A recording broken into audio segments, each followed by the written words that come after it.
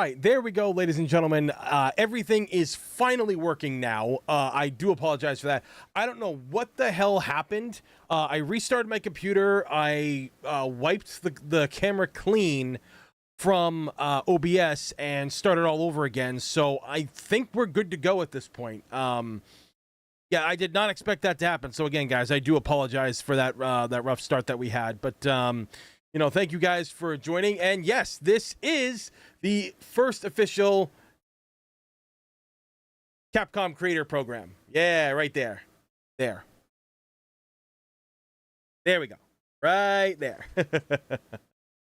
Oh, man.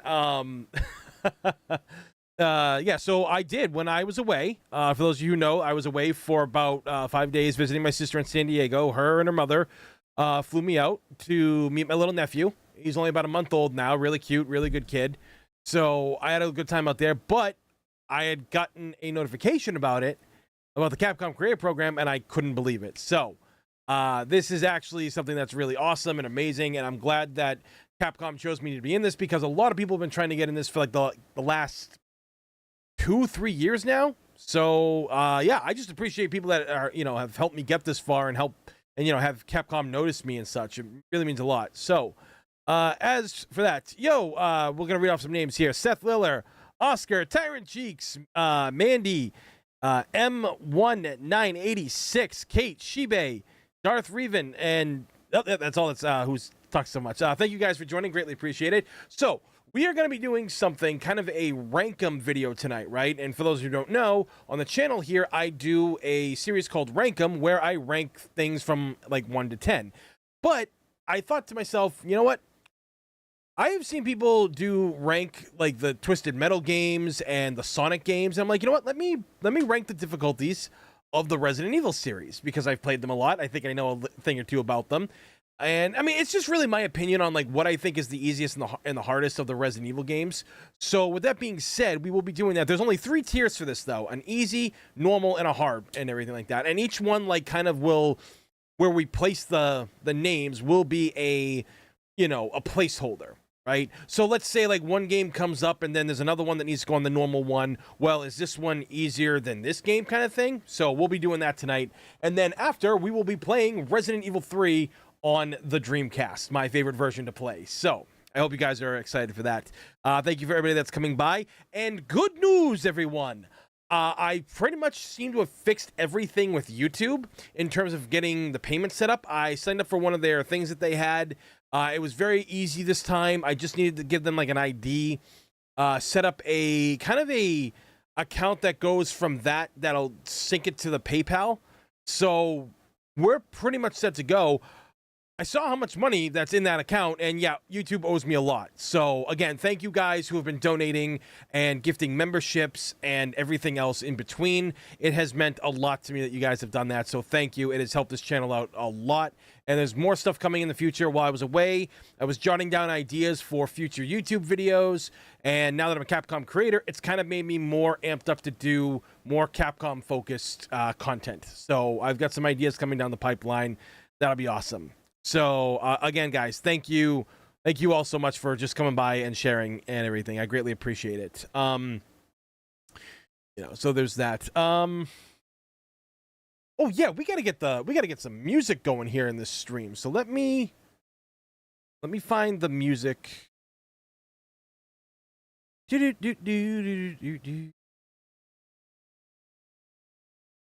Playlist.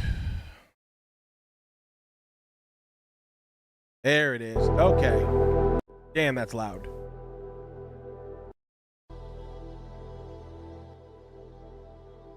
Okay, cool. All right, so hopefully that you guys can hear all that nice and quiet. Thank you for the 16 people that are in here right now. Greatly appreciate it. 8 likes. And if all of you are here as well, please, I want you to go to my Twitter and give that a like and a retweet. I would really appreciate that, because it'll help get this stream noticed a bit more as well. So, ooh. Oh man, tired. I mean, well, I was in the same boat. Mine would have cost me over 800, but my neighbor like bumped it down to like I think it was like 720 or something like that.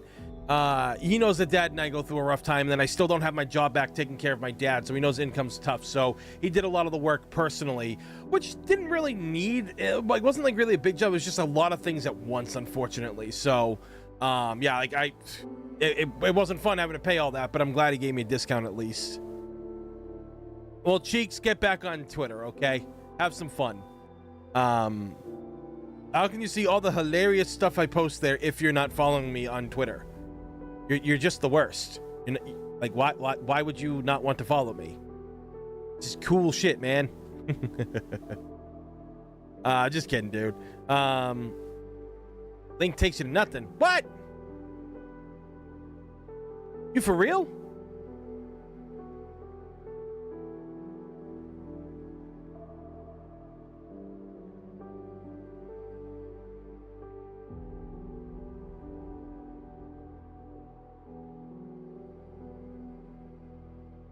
All right, we'll try this one.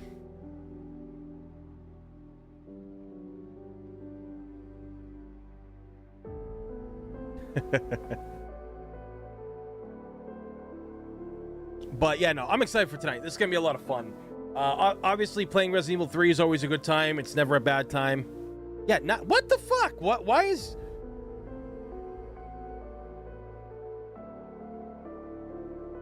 Okay, well, actually, for you guys, you can just do this instead. Do.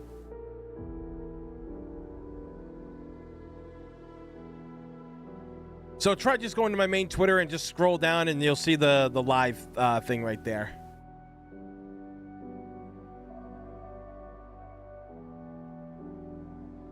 Stupid X. Blah. Now it works. Okay.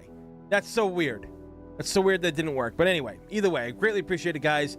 And like I said, we're going to be ranking all the Resident Evil games tonight from their difficulties. I'm super excited for this. And normally I would, start, go a little bit longer with this, but we've already got 20 people here right now. So you know what? We might as well. And also remember, guys, hitting that thumbs up button actually helps a video get seen while it's being streamed and after as well. So if you guys would be so kind, please make sure to hit that like button. That helps us out really big here, and it always helps out a lot whenever you guys at least get our views up there to, our likes up there to at least anywhere between 30 and 40 from what I've seen. The streams always do good after and a rewatch as well, so I greatly appreciate that. What does it take to be part of the Capcom Creator Program? So all you have to do, what do you call it there, all you have to do is just type it on Google, Capcom Creator Program, and just apply. They're gonna ask you questions. They're gonna ask you like, hey, like, what do you do? Like why should you be in this? What makes you think you're, what are some of the stuff that you do? And I just explained to them all the years I've made videos about Capcom, about games I've made, streams I've done, a lot of content on TikTok for it as well. And all this stuff, so it's gonna be dope. So I'm excited. They should make a thing where someone that's already a Capcom creator has to nominate you. I don't know. That could be a thing.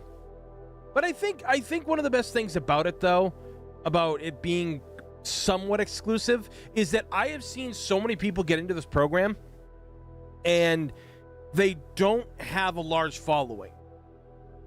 Like they don't have that big of a following, but you can see all the posts they make about Capcom games, or maybe just one specific Capcom game or two specific Capcom games. And to be fair, the company choosing them over some of the bigger names that are out there, I love seeing that. That's why I don't think I would want them to nominate, because unfortunately, like kind of in the world of cosplay and what I've witnessed for years, you will get the people that will only nominate like their other friends who are already successful. And to me, it's just like, I think this program is great that's giving people chances. People who have small followings, and I think that's fantastic. So, yeah, JJ's a Capcom creator. Well, technically, Ro, I think is a Capcom creator. Yeah, Ro was denied. I was denied twice when I've applied, because virtually everybody at Ro signed up originally, and it just didn't happen. you know. So it is what it is. But anyway, yeah, we got a good amount of people right here right now. Those likes just jumped up to 14, so thank you guys, greatly appreciate that. Let's start this ranking. So like I said, this is a live ranking of all the Resident Evil games that are out there, except for I think like mobile games and stuff like that. So with that being said, we are going to rank them all, and again, this is kind of just like my own personal thing on it, but it's going to be fun. We're going to have a good time doing this. So alrighty then. So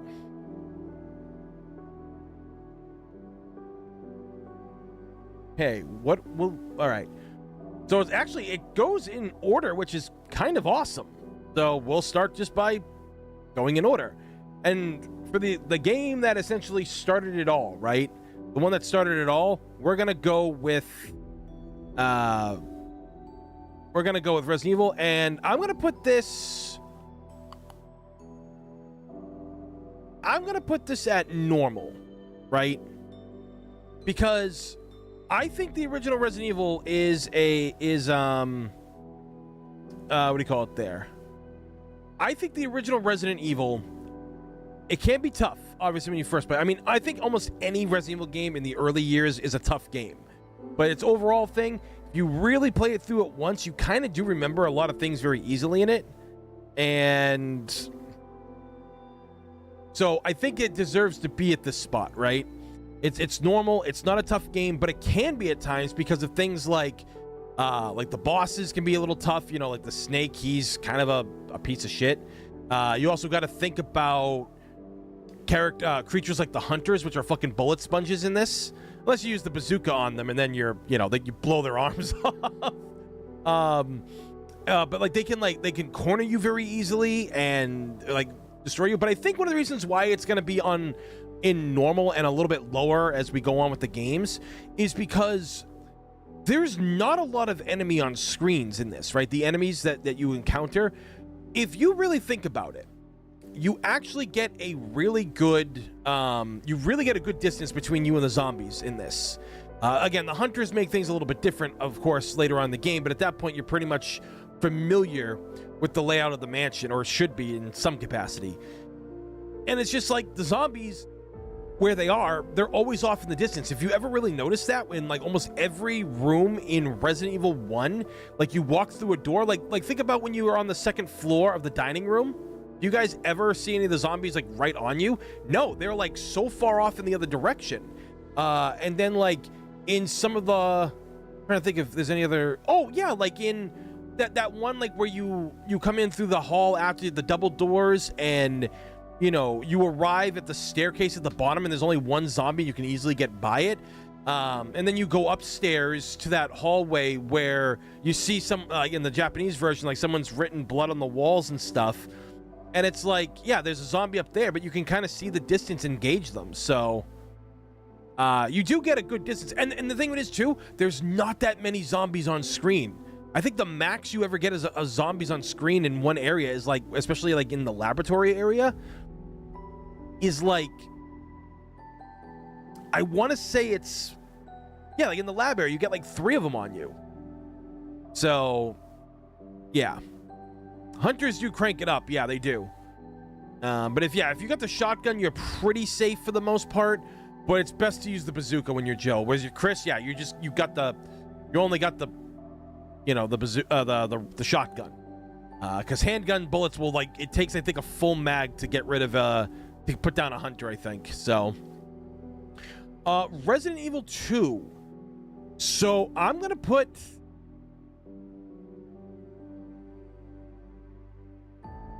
I'm going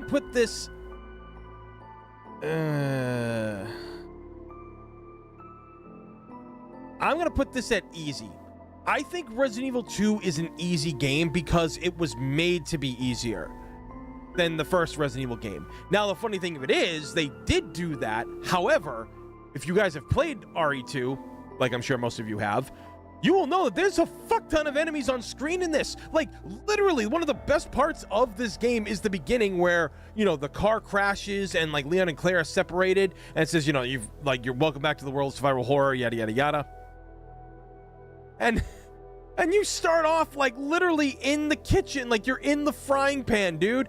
There's literally 4 to 5 zombies on that main street that can come after you, and they're closing in on you. There's no time to react, and you know, from there it's great.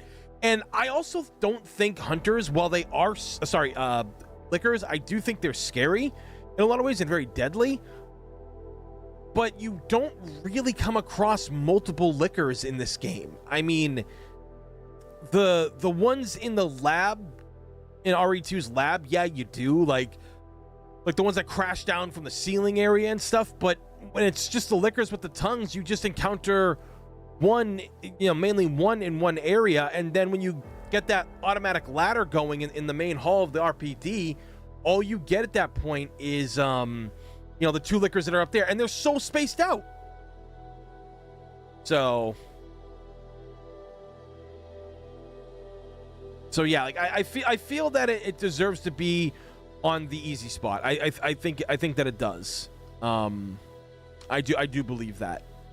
Now this one's gonna be tough. I don't necessarily think this game deserves to be in the hard category, but Resident Evil 3 Nemesis is like teetering on that, right? It is teetering on this. So, I'm gonna have to put this at high normal, because the Nemesis, yes, you think you have to kill the Nemesis every time, essentially, when you play the game, right? Because you're used to, at this point, to Resident Evil games that lock you in a room that you have to kill almost every enemy, right? But in this one, you can run away from the guy, so it's a little bit easier.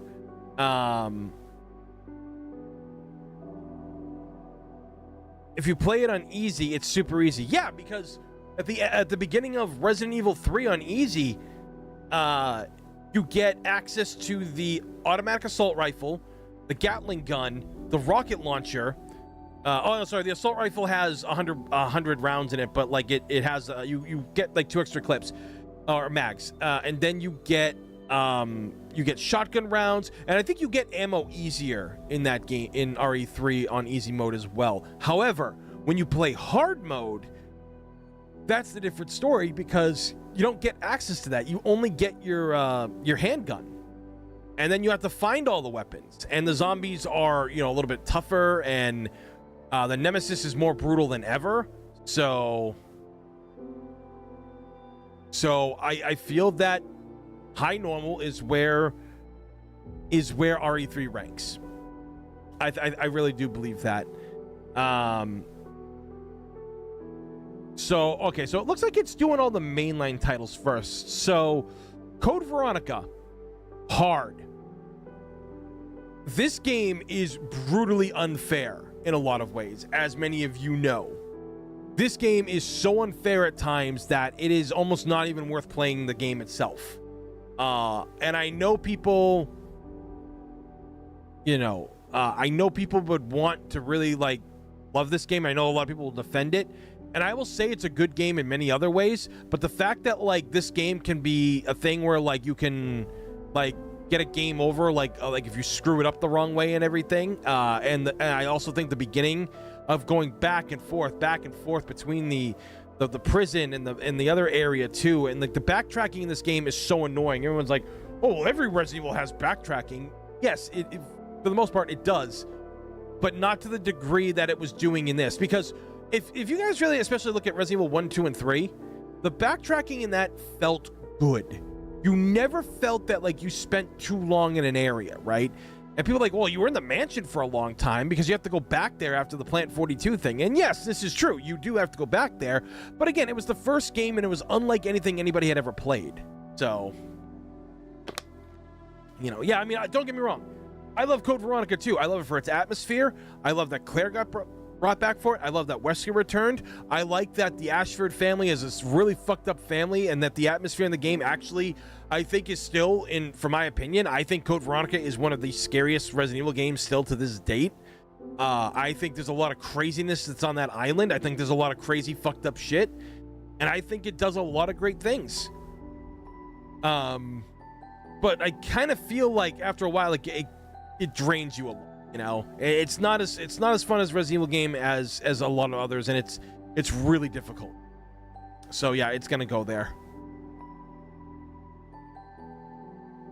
Code Veronica's hard as fuck, boy. And for over 22 people watching right now, greatly appreciate it, guys. If you've not hit that thumbs up button, please do, because it helps out the stream big time. So yeah, we're gonna do that. Now, Resident Evil Remake. Okay, now this is not necessarily a hard game. Now, I would say if you played the original one, you would be like, oh, okay, so yeah, it's just the first game, I'll be fine. Because that was my mentality when I first played through, like when I was gonna be playing through it, right? I thought I knew what was happening. When I read magazines about Resident Evil 1 being a remake and it started showing some scans in the magazine, I was like, oh, okay, I recognize that area. That's remember. Okay, so it's just a remake. Okay, cool. All right. And then I played it and I was like, holy shit, this is a different game, man. Like, I thought for years of playing RE1 would have prepared me, and it does in some ways, but it also doesn't in a lot of other ways.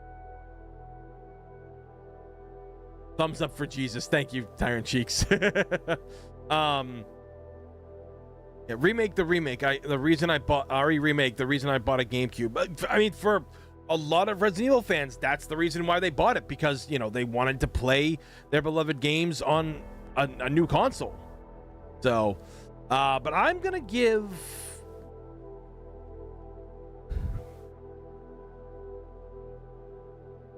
Resident Evil Remake a high normal. I think it actually can be a harder game than Nemesis, because 1, you've got Crimson Head issues.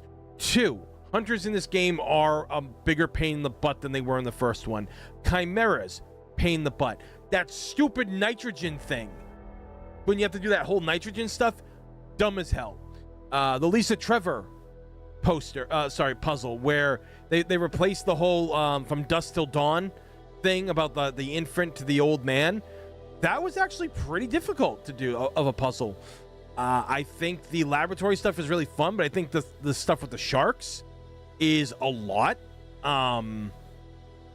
You know, the pressure of trying to reset essentially the pressurization of the tanks. So yeah, I'm gonna put it at a high normal. It's still difficult, but it's teetering on that, you know. Oh yeah, Crimson Heads will get the adrenaline going. Next up, Resident Evil 0. Hard. Resident Evil 0 is not an easy game.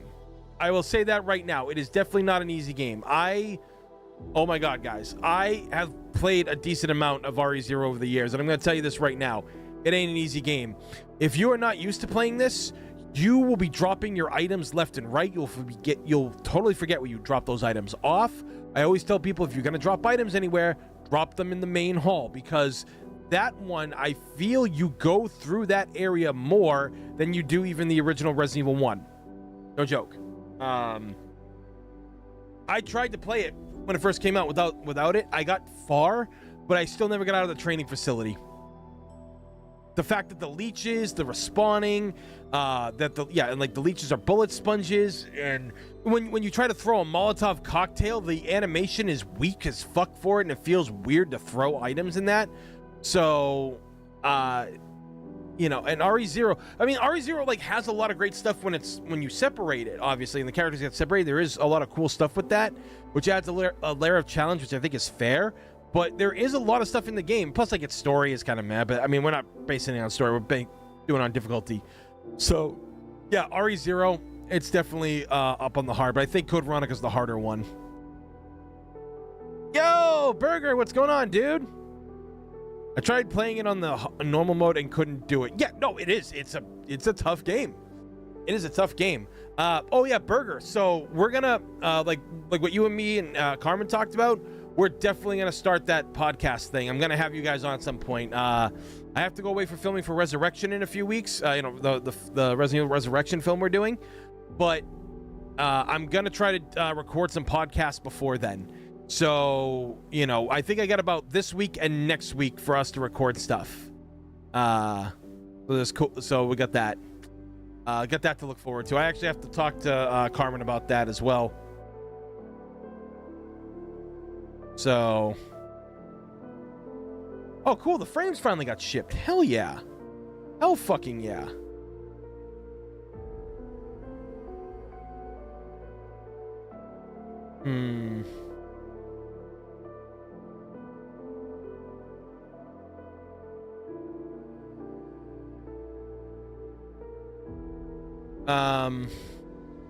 Yeah, I ordered some frames because I got some really cool artwork sent to me and everything. So I had to order some frames.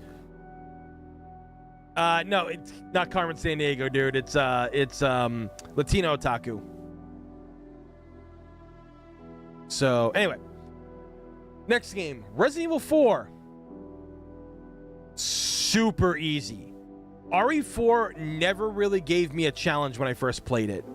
Harder difficulties, yeah, but if we're gonna go on their baseline, which I mean we had to do it differently for RE3 because there is no normal mode. It's just easy or hard. That's it, which is a weird thing for them to do.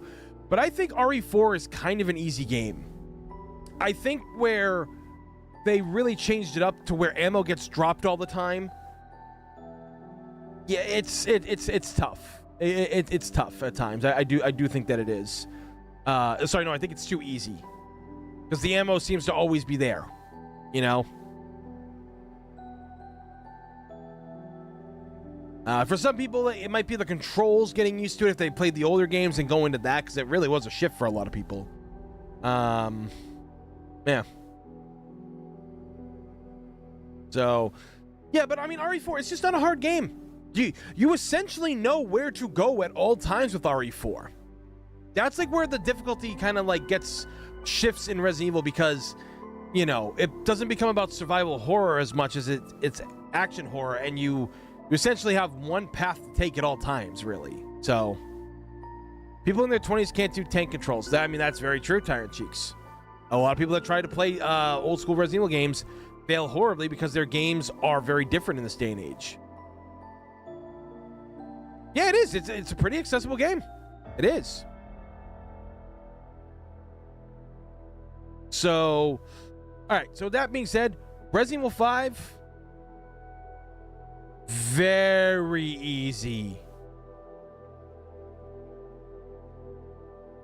There we go. Very easy. Resident Evil 5 is way more easier than this, because if you're playing with a partner, this game is a cakewalk. This is a real friggin' cakewalk on a lot of things, man. This is not a hard game to play at all. Even on like the harder difficulties like veteran and like whatever and professional, yeah, sure, you get hit once, but your partner's there to bail you out. And when it's a human controlled partner, it's even easier. AI stuff, it's a little shitty and everything like that, clearly, but you know. Well, yeah, Shiva makes it difficult at times because, you know, it's the AI and everything. And on the harder, like, I've played on professional by myself, and believe me, it's poof. It ain't easy. It's not easy. But I really do love RE5, and it's an easy one, and it's a fun game. I think out of all the like the modern Resident Evil games, you know, like that type of control and layout, I think 5 is the most fun for me. So yeah, it's going up on the easy. Resident Evil Revelations. Okay, so I'm gonna put this at lower normal, because Revelations is like you essentially kind of know where to go at all times, but when you look at the map on the ship that you're on, and it comes to that 3D model, it gets a little confusing at times. And plus, you can't play it with a co-op like, I guarantee you this game was supposed to have co-op, and they really probably tried hard to get it to work for the 3DS, and for whatever reason, it just does not work. Only raid mode works, because you have the ad hoc and connect to people and everything. But other than that, yeah, no, it's Revelations one's an easy game. Now, I will say, the reason why I put it up here is because you actually do kind of, and I love this, nobody ever really talks about this, but in Revelations, you don't really get a lot of ammo for the most part. You have to like scan things to find it, and enemies, when they drop ammo, sometimes it can only be up to 3 bullets. So I think that's kind of a neat little thing they threw in there that they never really experimented with outside the Revelation series. So, but yeah, I'm putting it at a lower normal difficulty. Resident Evil 6.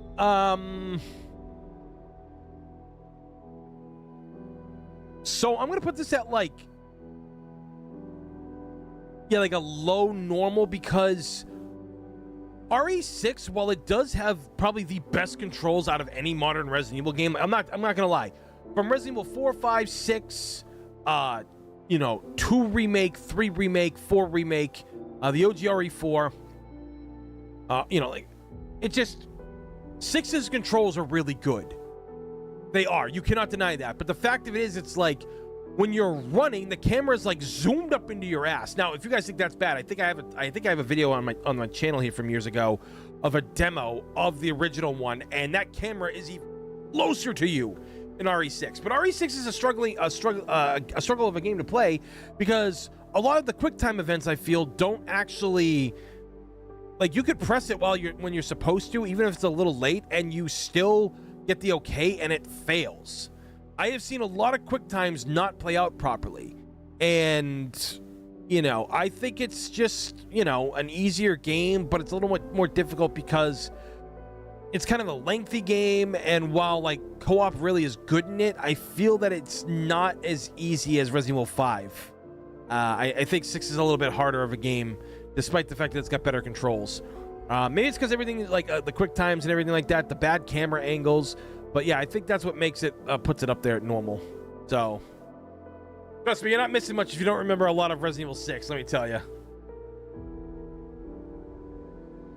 Yeah, RE6 is chaos. It's pure fucking chaos. So, Resident Evil Revelations 2.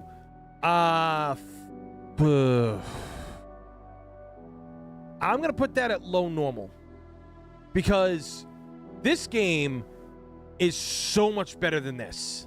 And a lot of people are like, "You fucking serious?" And I was like, yeah, I am. This is a better game than this, but it's also a little bit easier because in each scenario you get a partner to play as. So, you get that aspect.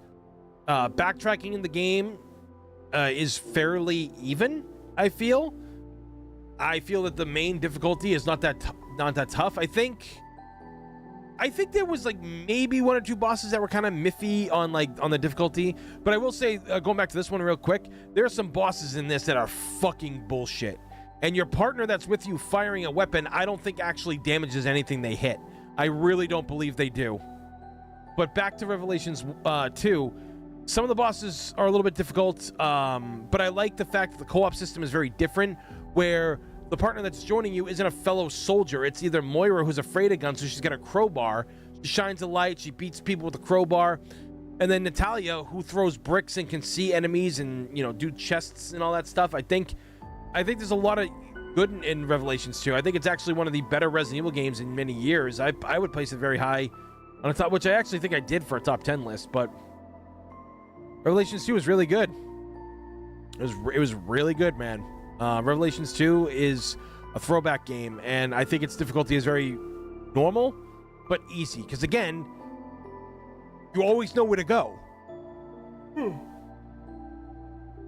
Resident Evil 7. I'm going to put this at right here.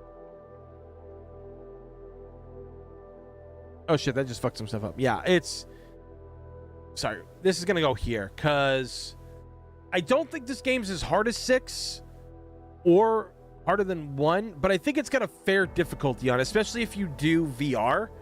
So I think there's a lot of good stuff.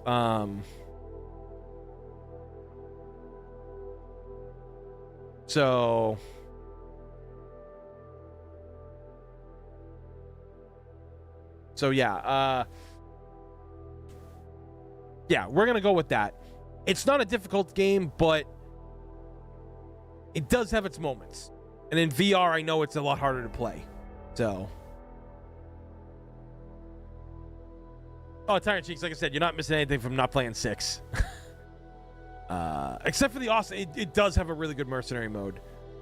Wait, Genova, you've never played Revelations 2? Dude, go do that. Revelations 2 is a great, because one of the reasons why it's a great Resident Evil game is because there's a lot of throwbacks to, what do you call it there? Resident Evil Revelations 1, Resident Evil 5, stuff that happened to Barry in Resident Evil 1. You know, there's kind of a lot of stuff. I think there's a little bit of mention of RE4 in it too, I think. So, yeah, we've got that. That is good in my opinion. So, yo, Maddie, and yeah, no, dude, Revelations 3 should have happened. It has literally been over a decade since Rev 2. Natalia is still alive out there somewhere and shit like that, you know? It is. It's time for a third one. I agree. But now we come to the difficulty of the more modern Resident Evil games. And I'm going to put Resident Evil 2 Remake as easy. High easy. Because this game is not that difficult of a game. Its dodge function's a little shoddy and shitty. But, you know, and how, like, you kind of trudge through stuff. It's difficult, but getting away from Mr. X... And, you know, I think a lot of the zombies are bullet sponges still, but I never felt like it was really a tough game or I didn't know where to go or what to do. And if it did happen a few times, I figured it out very easily. So as someone who's not really good at survival horror games, kind of tells you something, right? So yeah, we're putting that right up there where it belongs. Resident Evil 3 Remake.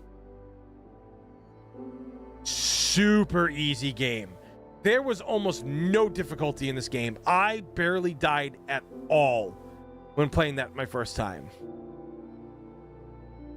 You know, there was nothing, because one, the Nemesis, you could run from him at all times. He was stationary, right? Nothing ever changed, so you knew where he was going to be at all times. There was almost no puzzles in the game. The clock tower being emitted is one thing. I mean, that doesn't really count for difficulty, but I think that could have had some difficult levels inside, like that stupid clock tower puzzle. People will always say that Resident Evil 3's hardest one is the water puzzle. That stupid clock tower with the amber crystal and obsidian orbs. Fuck that shit. But I will say that it is definitely probably one of the easiest Resident Evil games to play. The dodge function is completely broken in that. If you get good with it, man, which doesn't take much, you can cheese through that game. I've seen people do it. It's insane. Yeah, RE2 and RE3 feel like they're jogging more than running, you know, when they should be. Over 30 people watching right now, guys. Greatly appreciate that. Thank you. If you have not hit that thumbs up button, please do so. It helps out big time. So, I appreciate that, guys.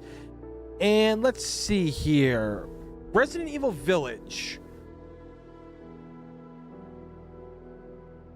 I am going to say this game is pretty easy.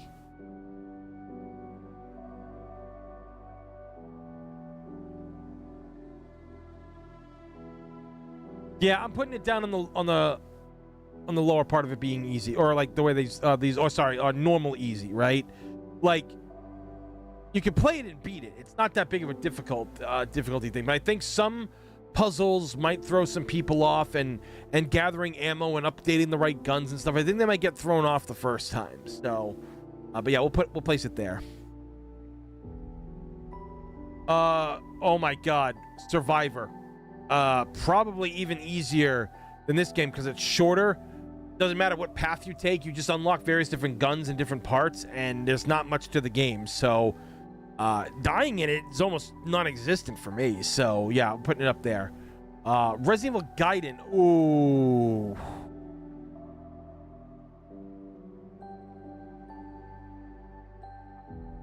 That's gonna go up in hard. If you guys have ever fucking played this, and believe me, it ain't fun to play. It is jank. It is, yeah, exactly, Ray Jam. Oh yeah, the dollhouse too, Maddie. You're right. That's another one that's a big pain in the butt. But yeah, Gaiden is fun. Like, the idea of what Gaiden is and its playstyle is a lot of fun. I absolutely love that part of it. The exploring is really cool, but you know, with enemies coming back at times, if I remember correctly, and the fact that, you know, anytime I've tried to play the game on emulation, because I have the actual game itself, but I need it on emulation for recording for stuff. It's just not an easy game to play through, man. And I'm pretty sure it glitched out at one point, and there's no guide for it either. There's no online, like, you know, a guide that you can buy from the old days. There was never one made for it. That's kind of a big issue right there. So I have to put it up in the lower hard difficulties because, like I said, on emulation, I think it glitches itself where you actually can't beat it. So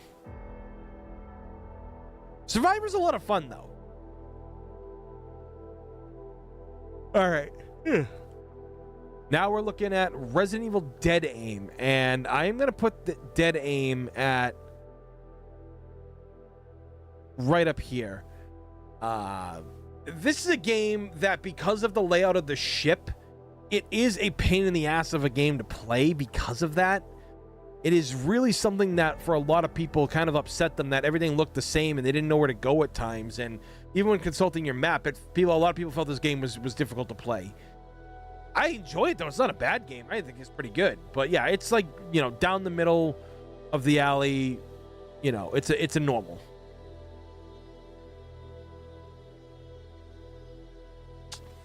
All right, so let's see. Because they're essentially the same game, kind of. We're going to count both of these, and I am going to go for, on their base difficulty alone, especially if you get friends, I am going to go with these two being put right here. I think that is good.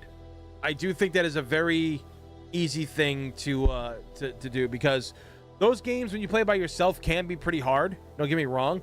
They can be. But most people play this online, and most people play on the normal modes that are on there. And the normal modes for most of these missions are kind of easy. Actually, you know what? No. For normal, for being tougher, I actually think we're going to have to put it up here. Now, here's why. Like I said, a lot of the puzzles that are in the game, and the way that certain levels are laid out, and how you don't know how to do certain things at certain times, and exploring doesn't seem to work a lot, and sometimes you feel like you're going around in circles even when you know the game. I'm putting it up on the normal higher difficulty. It's not unbeatable, but there's a lot of things, especially when you you want to factor in things like what can you factor in on this game? It's just a game that, it's great. It's a great game. It's fun. But at the end of the day, it's really, if you play with friends, you have a better chance of surviving. Unless you play with my friend. So. Alright, so the next one we're going to go for, and I'm going to put this really right up here.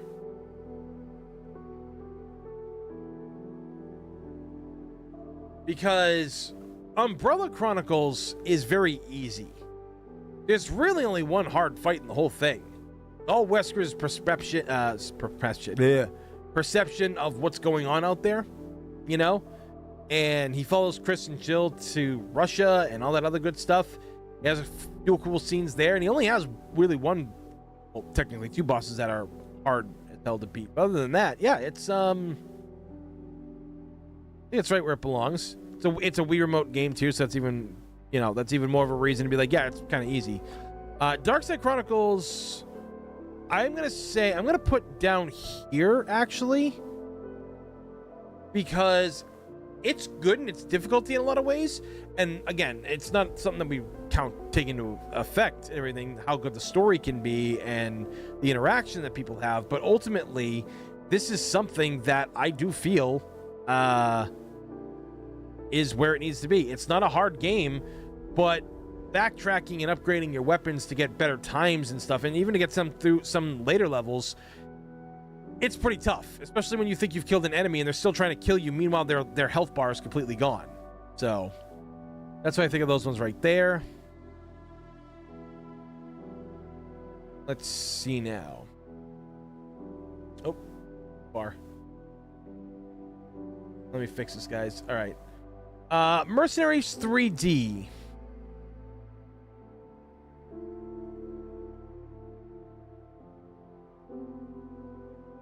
I'm putting this back here ahead of this. It's a very easy game to play. There isn't really much to it. You just power up your character, which I do love how the fact that they give the people that are, what do you call it there? They give the people that, how do you explain it with 3DS? Like, they gave you what you wanted in handheld form, just not as many characters. And I will say it controls rough, but ultimately you spend about an hour with it. You'll get the hang of the controls eventually, honestly. Operation Raccoon City. Easy. That's just too easy right there. Yeah, well, ugh, I mean, I'm not even really counting these. Well, I mean, I guess because they are Resident Evil games. I mean, easy. Easy.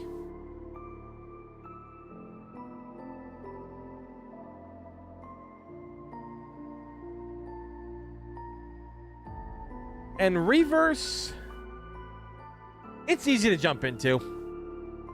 You know, it's easy enough to jump into Reverse, and like you say, yeah, Umbrella Core is just easy, Resistance is easy, and Reverse is easy. I think Reverse might be a little tougher than Resistance, maybe. You know what? Yeah, let's switch that up. I think that works. Honestly, I love playing Operation Raccoon City, dude. I actually really enjoy going through like the streets of Raccoon City. Absolutely love it. But yeah, there it is, guys. That is my ranking right there. As you can tell, we've got a lot of great titles here. There's really only 3 hard titles for me personally. Everything else is really on the normal and easy spectrum. So, you haven't played any of these games by now, which I don't know why you wouldn't. This is your time. This is your time to play them and check it out, and to remember this list. So, let me bring myself back over here. Just hop on over. Oh yeah, M Fighter, thank you for 11 months, almost a full year, dude. Thank you. Congratulations on being part of the Capcom creators. Thank you. I'm so happy. I can't wait to see what they send me in the future. I'm really excited about that. It's gonna be a lot. It's gonna be a lot of fun. God, I'm so stoked for that. Oh man.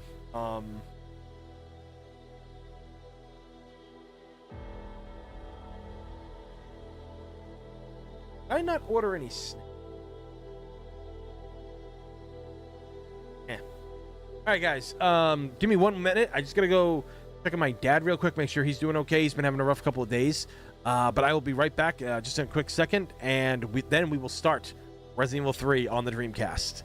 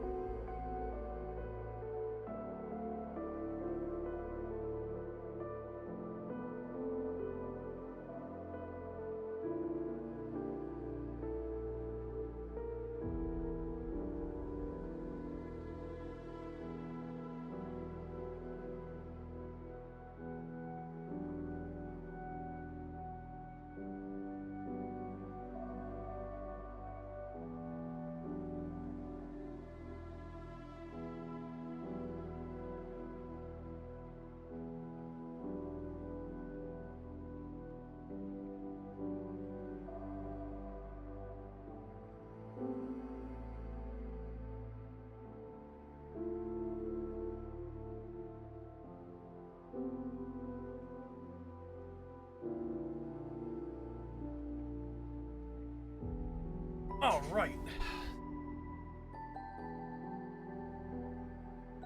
Yo, Cascade, thank you, dude. Greatly appreciate that. 35 people watching here right now. Holy shit, guys. Thank you so much. Really appreciate that.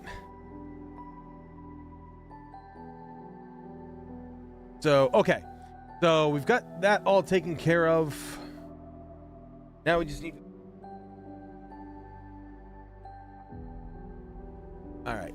Now we just need to go in.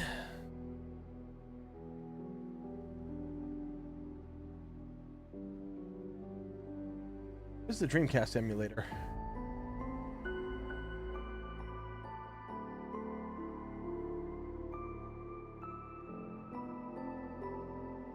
The hell is it? Oh, there it is. Redream. Okay.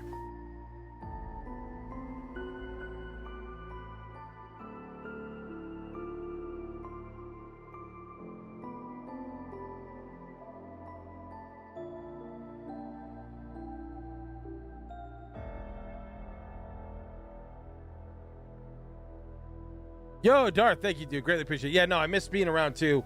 But you know, we're back streaming. We're gonna be streaming as much as possible for this week and next week, because after next week I actually have to go and what do you call it there? I have to go film for Resurrection. So yo, Proxy, thank you. Member for 38 months. Is this a speed run? Sure, we'll call it that. Thank you for being a GameCube level member, man. Greatly appreciate that. So yeah. So let me kill the music here right now.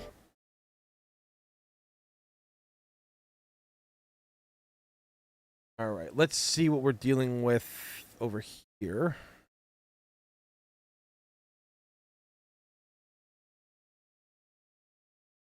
There we go. All right, hold on. Ooh, give me 1 second. Wait a minute.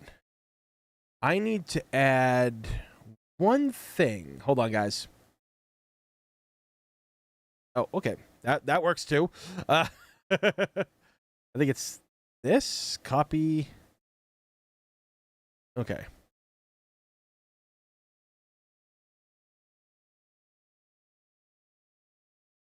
There we go. Okay. Worked.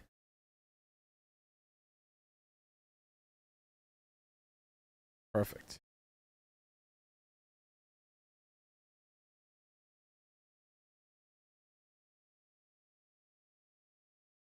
Pingus!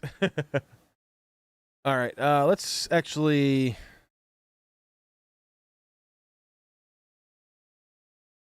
get me a little bit more on the screen here. All right, guys, let's dive in and play some Resident Evil 3 tonight, shall we?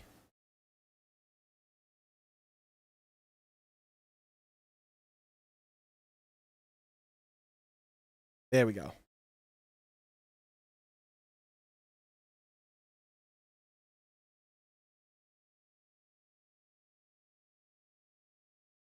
Audio should be good on this. Perfect.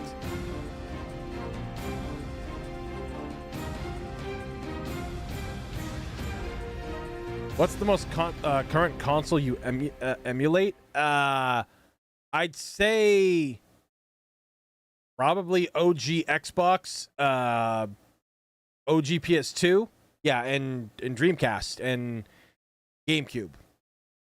Wait, no, sorry, no, not GameCube, Wii. But honestly, when I use the Wii, I just use my Wii U because I have that's HDMI. So, do her Stars outfit.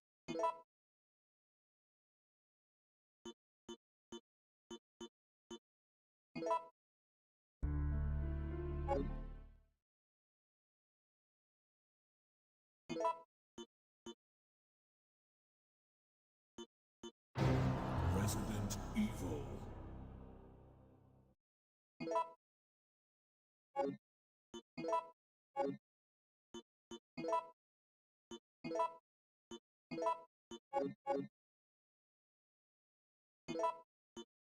All right, new game. We'll do it on easy mode. Resident Evil. All right, guys, but here's the big question. Which one should I do? I'd put a poll in the chat, but I don't think I don't think I can do polls yet. I think you have to be like a certain top chat. Yeah. Fan funding. Yeah. Okay. So I was right. Yeah. You have to. Yeah. You can't put a thing on here. So, for what you guys want for me to play as, one would obviously be this outfit. 2 would be the biker. 3 would be classic. 4 would be disco Jill. They say it's business suit Jill, but I call it disco suit. Dreamcast exclusive 1, Dreamcast exclusive 2, Regina, or that. So like I said, 1, 2, 3, 4, 5, 6, 7, 8. Put it in the chat. Of course you would do that, Proxy. Of course you would. Of course. So yeah, everybody in chat, like I said, 1, 2, 3, 4, 5, 6, 7, 8.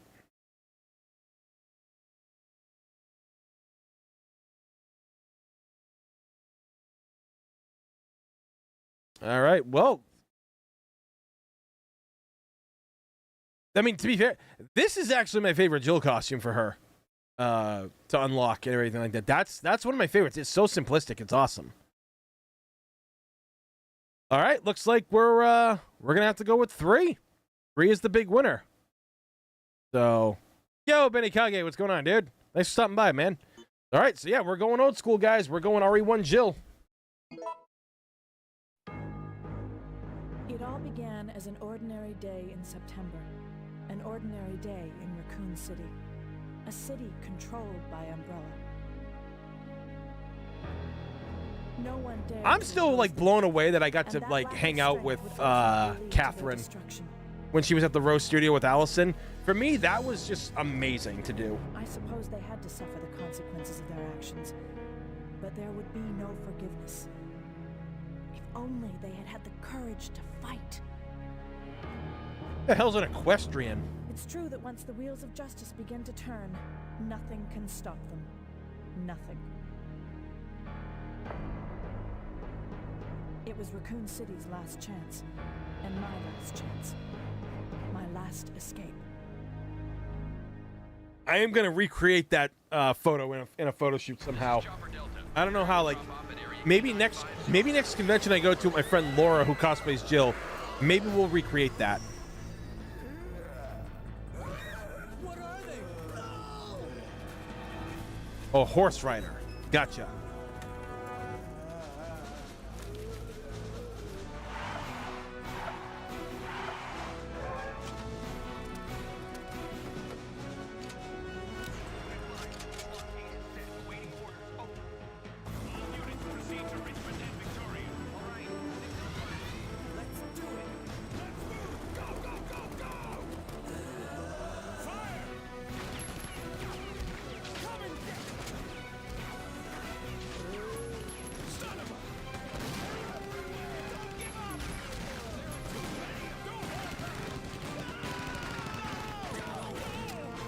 No!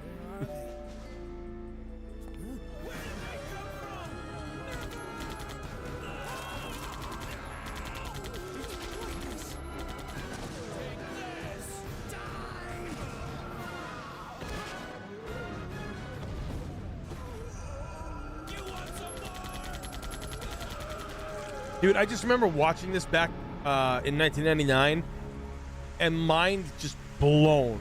Because we never really got to see this before in RE2. We just arrived in town after everything had happened. Now there's this one. To me, it's just absolutely amazing.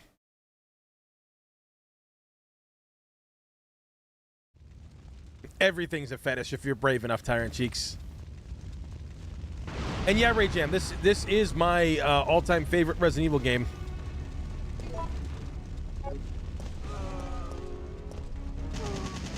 I think for like the last game, essentially, in the mainline series to come out on the for the console, I really do feel that this game they went all out. Now, I don't think it wasn't heavily as appreciated back in the day, but the more I play this as time goes on, I tried to tell people all the time back in the day, no, 3's really good. You got to play it. People were always hung up on playing 2, right? And I can't. Can't blame them, because 2 is fucking amazing. No? September 28th, daylight. The monsters have overtaken the city. I have a feed me and tell me I'm pretty fetish. I'm still alive. Okay. Well, I mean, Tyrant Cheeks, you're pretty. I just don't have any food to feed you, so hopefully that helps. But yeah, no, like, Okay. just to see all of this happen, like, it's just, again, mind-blowing. What do you think you're talking about? I just lost my daughter out there. How dare you tell me to go back outside? I'm sorry about your daughter, but there isn't gonna be any rescue. We have to get out of here. No! I'm not going anywhere. I'd rather starve to death in here than be eaten by one of those undead monsters. Now leave me alone! Cascade. I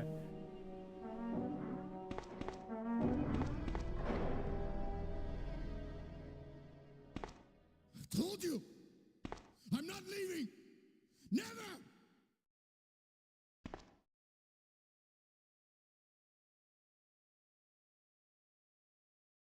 In Japan, people call RE3 a cash grab. I mean, people used to, what do you call it there? People did used to think that Resident Evil 3 was nothing more than a cheap add-on to Resident Evil 2. And I kind of felt like they were right about it, but when you really go back and play through RE3, yeah, story-wise, not a lot of stuff that happens here, I think, ultimately affects the series or adds to it too much. Aside from, well, no, that's a lie. The whole thing of Raccoon City getting nuked and all this other stuff, and technically Jill recovering from the Nemesis virus and everything else that she goes through, that is actually like stuff that happens in Resident, like stuff to do with RE5 and some eventually things in Revelations too. So there's that kind of stuff. Yeah. That's kind of something that I think it should be actually considered more into it. But I get it, like, you know, but this game also gave us a lot of amazing moments too. Like this, the Nemesis literally is probably the greatest Resident Evil villain of all time. Like for BOW one, right? Wesker obviously takes the #1 spot. You know, he does kind of become a bioweapon at the end of the series. Anyway, it is interesting. Meat sweats. It's just really interesting how they handle a lot of the things in this game. I mean, the music is phenomenal. The save room theme is fucking beautiful. I could fall asleep to that if that was on repeat. I think the level designs in this are really good. I think being able to go back to the Raccoon City Police Department is absolutely epic. I think actually being able to explore the streets of Raccoon City itself is absolutely phenomenal, because you don't actually really get to do that in RE2, just like a little bit, and that's it.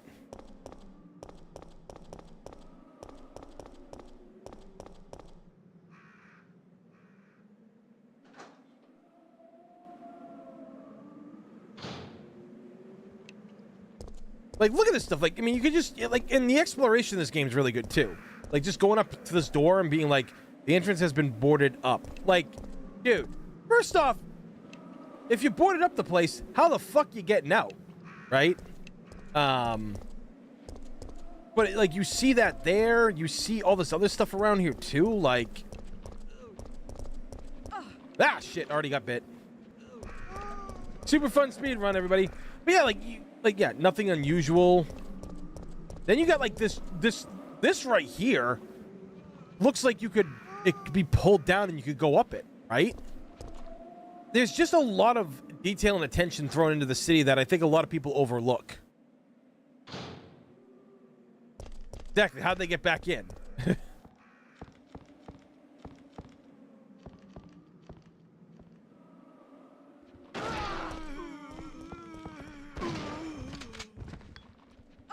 Hey!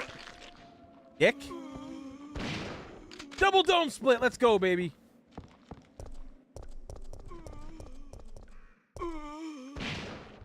Another dome split. I'll take it.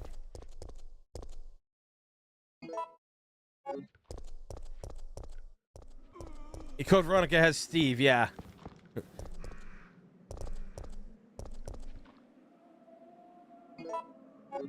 Don't worry, Clear.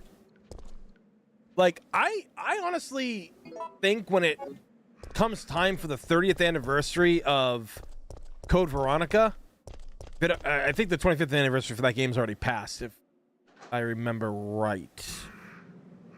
Chat, when's the 25th anniversary of Code Veronica? Because either way, I should like talk to the road team about maybe like us. I don't know, like if we can find the original Steve actor. Be dope, right?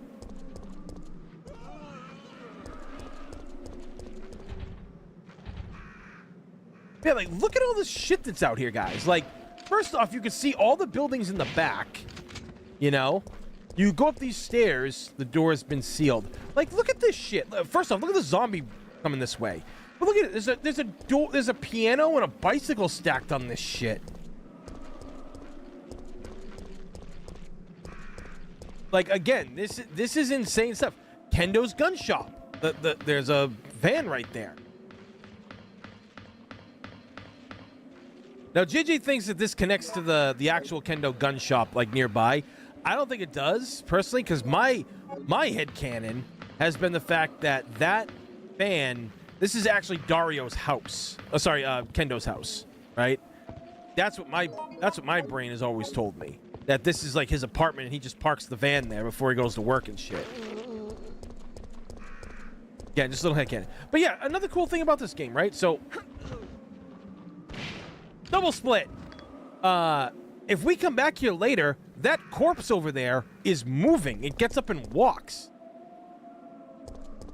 Again, little things like that. Really amazing. Code Veronica came out on February 3rd, February 3rd, 2000. Oh shit, so this is the year of its 25th anniversary then. All right, I guess we'll have to wait 5 years and get them for the 30th if we can. That'd be dope as hell.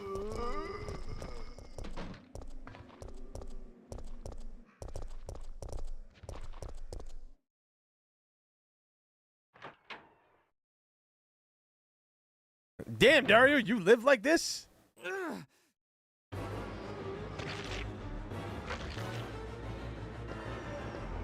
Get away! Yeah, it'll be fine.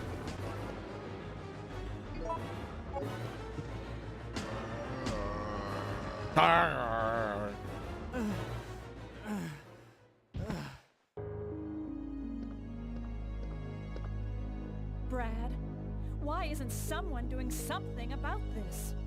No one's trained to handle this kind of situation. What could anyone do? Listen, he's coming for us. We're both gonna die. What are you saying? You'll see. He's after STARS members. There's no escape.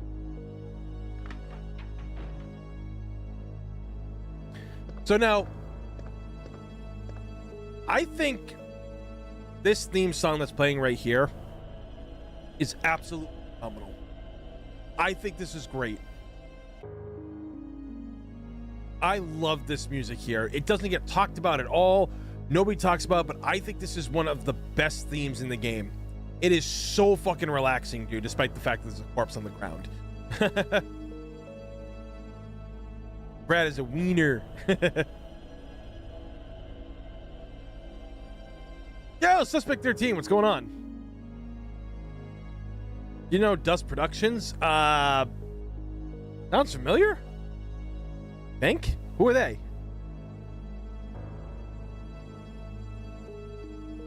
It does get a mystery vibe. It does.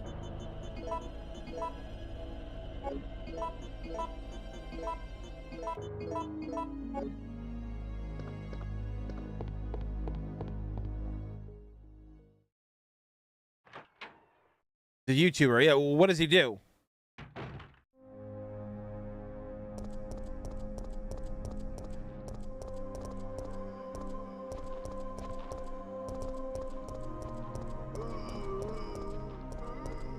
Ah, fuck.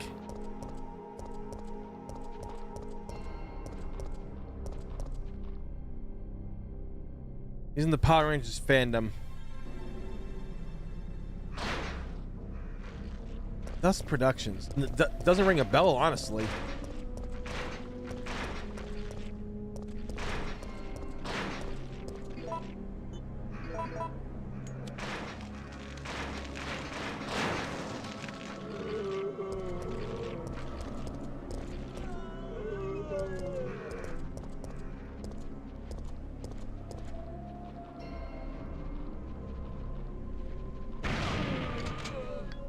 Oh yeah.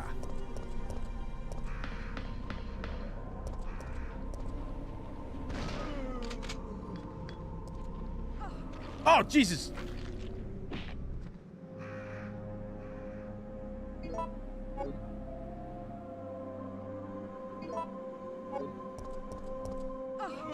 Oh God, why is this happening?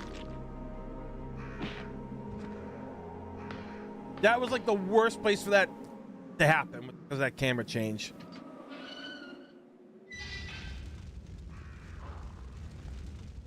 Barbecue. Oh no, RE3 like I think RE2 might still have the best soundtrack because it fits everything that it's supposed to. 3 does the same thing, but I think 2 is like, you know, is as it is, man. But I also gotta give, because I gotta give the first one a lot of credit too, because the first game, holy shit, man, like that full orchestra that they had and everything, that creepy cello music in the mansion, fucking ace, dude.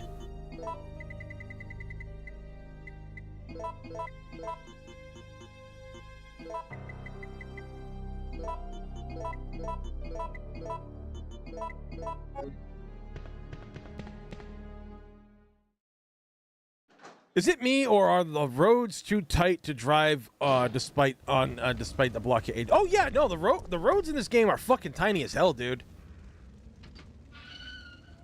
Like very tiny.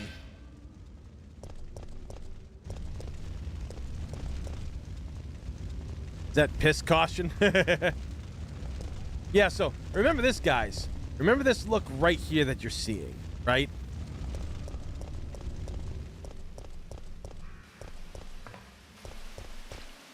Dude, like, just seeing, I remember the first time I turned around and, like, turned this corner and saw this here, and I'm like, no fucking way. No way we're going back. Are we? Like, to me, that was huge.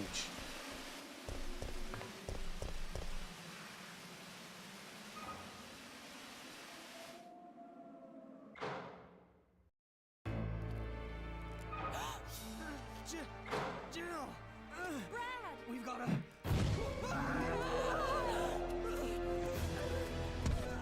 Jill!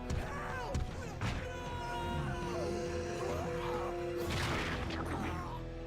No! I'll be okay. I'll be up and going in a little bit. I would be riding my bicycle down RC with a Mac 10 Cascade.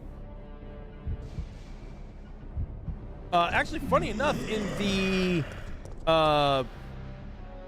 the Calabaine Cove novelization, that's what Rebecca does. She actually is riding her bike to Barry's house for the big meeting after the whole, you know, Manson incident and all that stuff.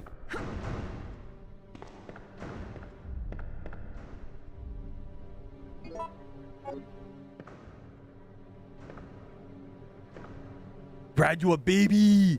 Come on. Don't be a baby. Get up. It's just a flesh wound. Come on. Get up and let's go now. What's taking you so long? Oh yeah, speaking of Schwarzenegger, I feel bad for him. First time he ever decides to do TV, and his TV show got canceled.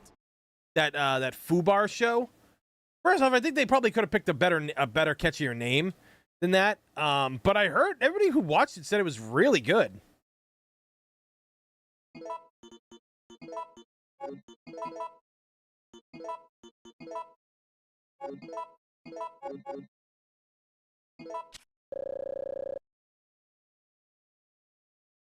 Isn't Raccoon City based on New York? I believe it is based on New York, but it's supposed to be like, well, in the F.D. Perry novels, it's like in Pennsylvania, I think. So, I think it's based in I think it's supposed to be based in Pennsylvania, they said.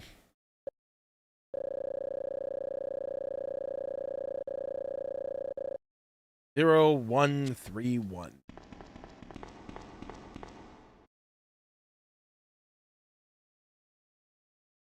What? Oh no, not again. No, no, no, no, no, no, no, no, not this again.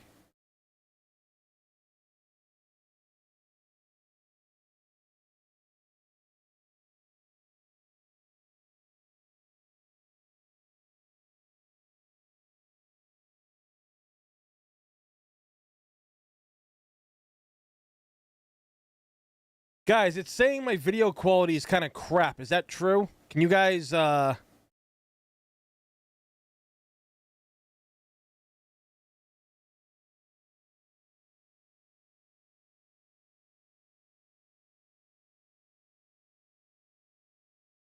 is it good? Is everything okay?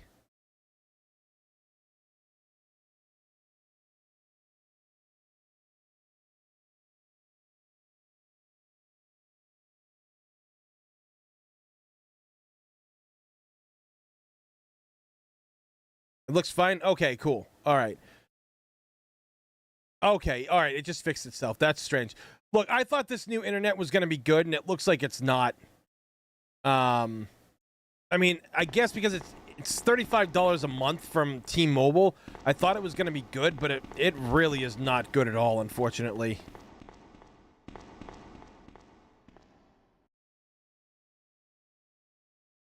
All right, everything's fine? Okay, good. It's just a small hiccup then.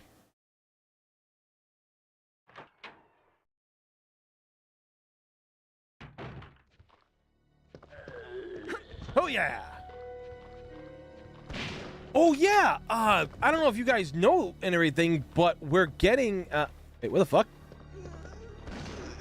Hey, what the fuck, man? Like, that was new. But we're getting the Marvin's report.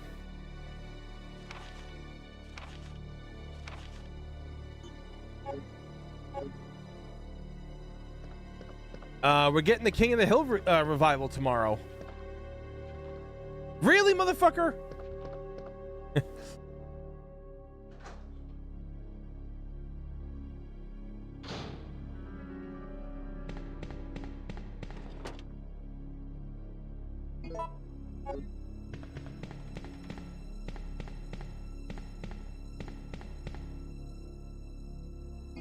Zero, 1, 3, 1.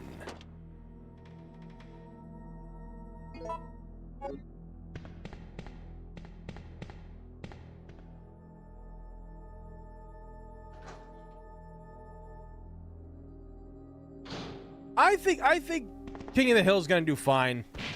Oh, she ain't got no dome no more.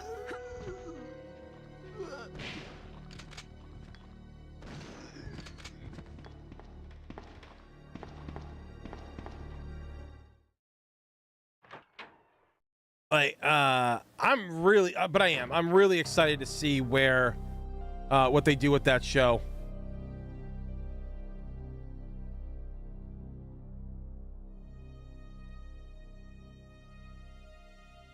Stream is healthy. Okay, cool.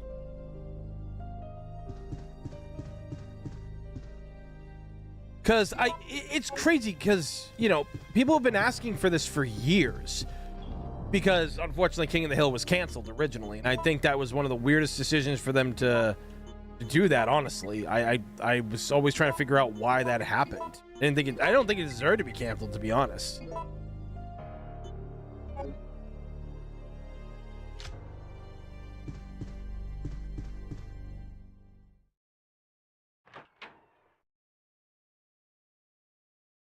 Still using AOL CDs, dude. I remember when AOL gave out floppy disks for their free trials. The disk drive and shit. Holy shit, man. Used to get those all the time.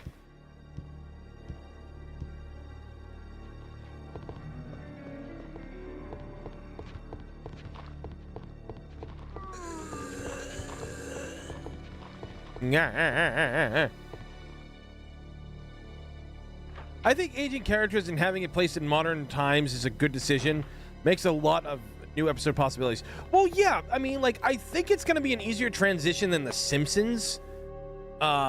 Because The Simpsons, they just exist in every era now. Like everything has been their backgrounds and their stories have been rewritten. I think there's even a what do you call it there?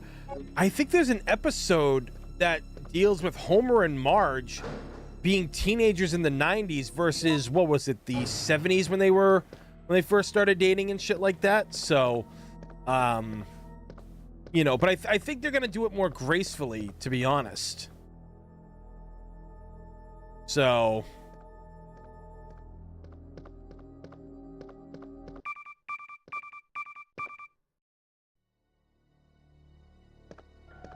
God, you guys are quoting Step Brothers in the chat. So, okay, look, I never want to see something come to an end if it's doing good, but let's fucking face it. Aside from a handful of episodes lately from The Simpsons that have actually done really well, there's been I've watched them, and I was like, damn, man, like they're actually getting back to old Simpsons shit, you know? And some people are like, well, Tony, you can't have like everything be like the past. Things change. You have to move on from it. Look, I get that. Believe me, nobody gets that more than me. Problem is, you're making a show that is well past its relevancy. The Simpsons are no longer relevant anymore. Like, they don't have any video games that, like, technically, the last Simpsons game that came out was that phone game that they took offline. That was the last Simpsons game that came out. And the one before that, I believe, was the Simpsons movie on the PS3 and 360. So, you know, they haven't made a new one since. We haven't... I mean... Like, the Simpsons just don't bring in like they used to.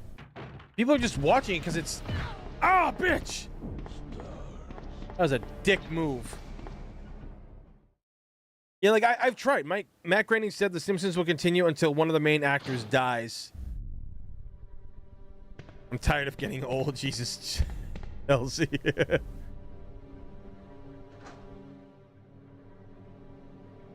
Actually, Oscar, we actually played that on this channel. Stars.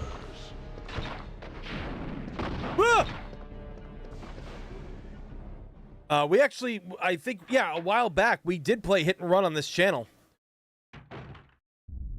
I'm still entertained watching, though. I've been watching since the mid-90s, though I'm biased. Well, I mean, I've been watching The Simpsons since friggin' the 90s itself, too, dude. And it's just like, you watch it, and it's just so hard to watch. Now, I have a lot of people who never watched it, started watching it, watched it, like, when it was newer, and then they went back and started watching the old episodes, and they even said, wow, I guess I really do understand why people like the older episodes. There was a lot of heart to these things. Plus, I never try to say this about actors and everything, because I get it, because actors are people, they're workers too, but you have to replace Marge's voice actress.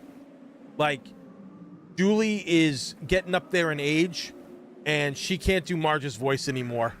Like, if you've really heard it in later seasons, I don't even know if she's hurting herself to do that role. But here's the thing. Why wouldn't you just stop at this point? You don't have to worry about money. You're some of the most highly paid actors on TV in terms of animation. You know, oh my God, the guy who does Burns' voice, he can't even sound like Burns in Flanders anymore. Like, what was the episode where Flanders really started questioning his faith again, where he didn't think, like, you know, there was anything else after life, and Marge was trying to explain to him that there has to be, and you just listen to how Ned delivers the lines, it sounds like a completely different character. It's bad, dude. It's really bad. Yeah, so this is what I was talking about earlier. Somehow this light is on now, and that's really fucking weird that it wasn't on before. Again, it just shows you, like, that there's life still in the city in a lot of ways. It's crazy.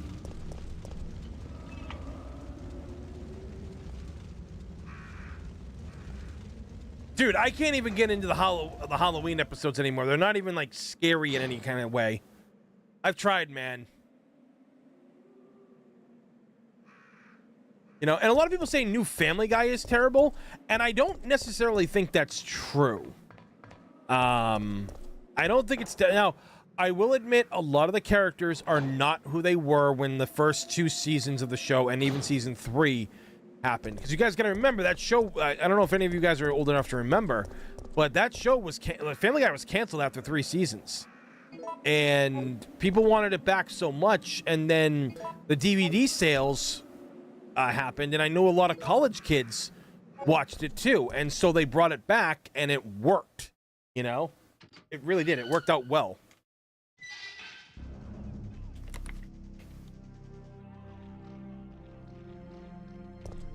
But I will admit, yeah, it's really not the same as what it was. But I think I think Family Guy honestly changed earlier than The Simpsons did. I think that by season 5, that's when, you know, after the, you know, being back for 2 seasons, I do think Family Guy started to change a lot by then. And because as the time went on and the series became more popular, because I think of it being on Adult Swim, especially, I think a lot of the people that watched it didn't mind it because they weren't there for the original run in many ways, if that makes sense.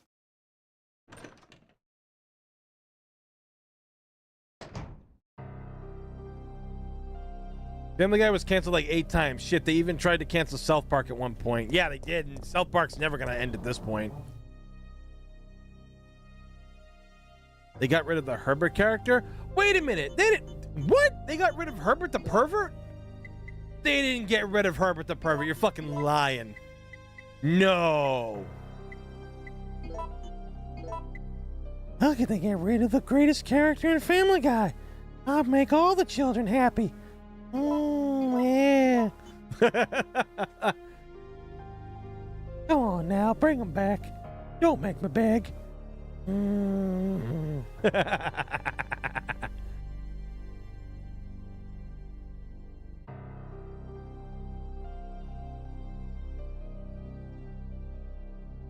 Wait, Bruce offended people? What? I thought everybody liked that character. Cause he'd be like, oh no, don't eat that, you're gonna be sick. Oh, okay, maybe I'll just have a little bite. Like, I knew it wasn't because like they thought it was like some kind of like gay stereotype or something. Like, or something. Like, I knew so many gay people that loved that character. Anything. People like, oh, man, like what is with people and canceling shit that they don't need to, like, that's crazy to me, man. I mean, don't get me wrong. The Herbert the Pervert stuff got fucking bad. Like, bad as in, like, how the fuck are they getting away with this shit? You know? Like, I'm not gonna sit... Whoa! Fuck! Fuck!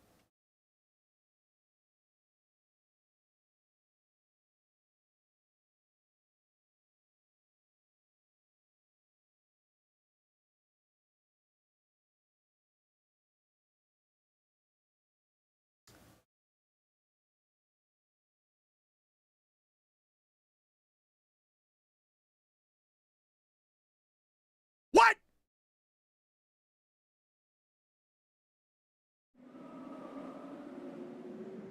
This is why I hate emulation at times, ladies and gentlemen. Like, literally, like, so there is a, I gotta wait, do they actually let me do it unless I, so if I press the select button on this thing, it kicks in turbo mode.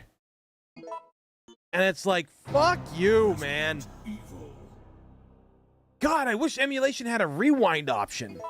All right, so you know what? I'm just gonna load up on all the fucking guns and just mow down motherfuckers.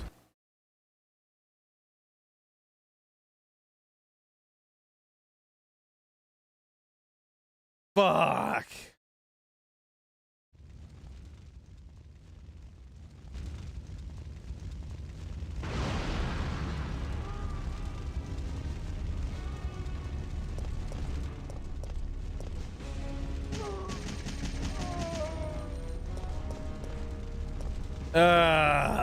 Christ on a crutch. It's turbo time. Seriously, if this was like the PlayStation 5 version and everything, if they brought it back for the PS1 Classics, I could just rewind that. Ugh.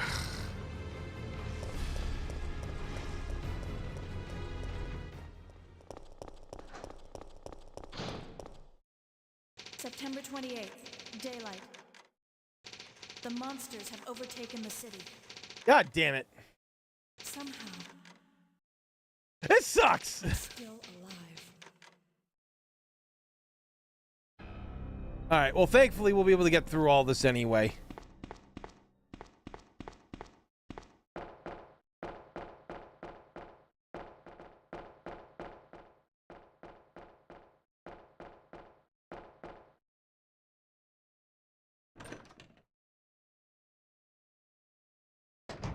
Oh, August 19th.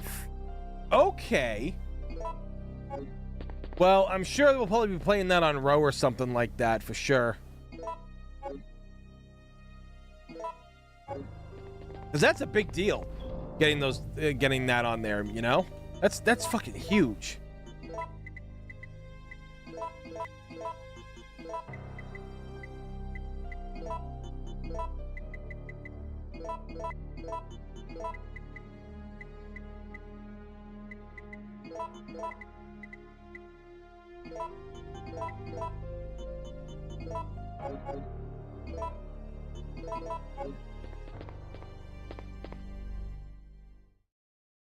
Retro Bat.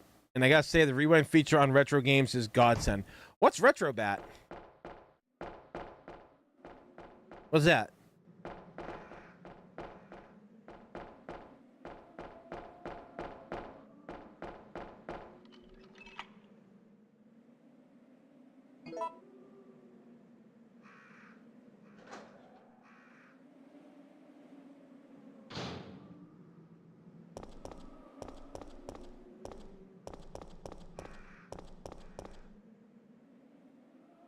A front end for emulation like Emu Station?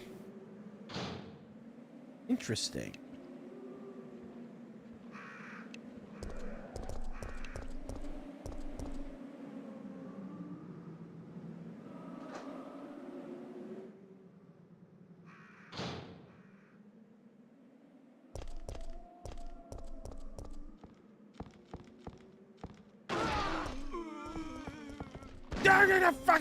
Get the fuck down.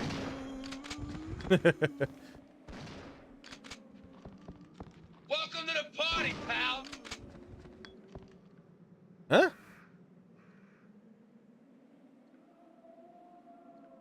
Hold on a sec. Oh, was that Manny? Thank you for that, dude. Thank you for the yeah, welcome to the party. Greatly appreciate that.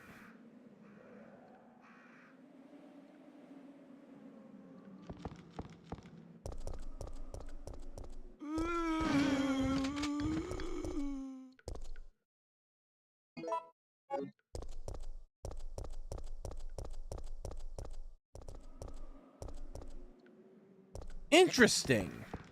You know, now that I think about it, I really got to do that, what's it called there? I have to do the, it's called Game Eye, and what you do is you put your, you list all the games that you have, right? And when you do that, you can put it in, like a file, and it's all alphabetized, it's all there, it's all everything, dude. It's, it tells you how much your game is worth if it's factory sealed. It tells you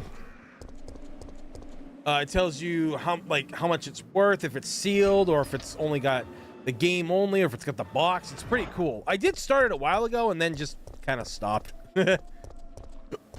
Because I mean, you guys have seen that wall behind me. There's a lot of fucking games on that thing.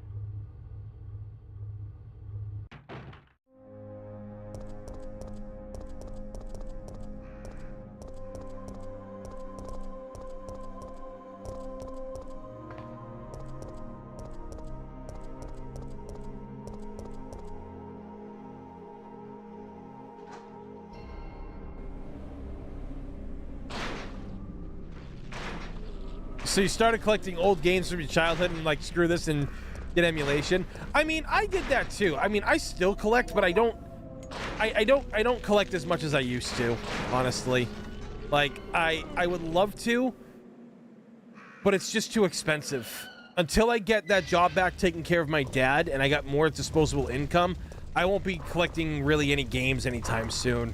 Well, unless like I buy them for, like, if I go to the game stores with my buddies and stuff like that, I'll pick up like one if I have the money and shit like that. But I have to be very careful about stuff in this day and age. Which is why YouTube is, you know, hopefully going to help when they finally figure out, like, you know, I did more of the paperwork to get the money that you guys have donated to me, because YouTube essentially they keep it all. And I'm just like, oh, that's pretty cool. Like that it's after all this time it's still there. So, you know, I'll be able to get that soon. So,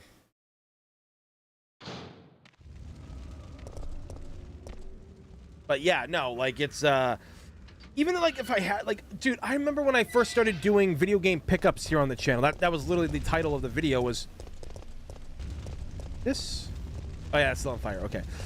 Video game pickups is a segment that I used to do on the channel where I would get a bunch of games at the flea market or, you know, marketplaces and stuff, and I would do videos on them, right? Just showing you guys like what I got and stuff. And then after a while, it was getting kind of hard to do those because every time I'd go to the flea markets, it was like, so the best way that I could put it, right? I could bring a lot of money to a flea market, right? I could get like, I could buy like 10, 11 games for like $70, $80, right? Now I go to the flea market and I'm lucky if I could buy one game because one is so fucking expensive. You know? It's so ridiculous. Like, it just the influx because of COVID and everything else has just made game collecting not that fun. So what I actually kind of do is I'll pick up new games once in a while, and I keep saying to myself, you know, I'm gonna bring video game stories back. I'm gonna bring out, you know, different you know, like just save a bunch of games and then show it to everybody, right? And I just haven't done it. I have not done that, and I want to, and I am just lazy.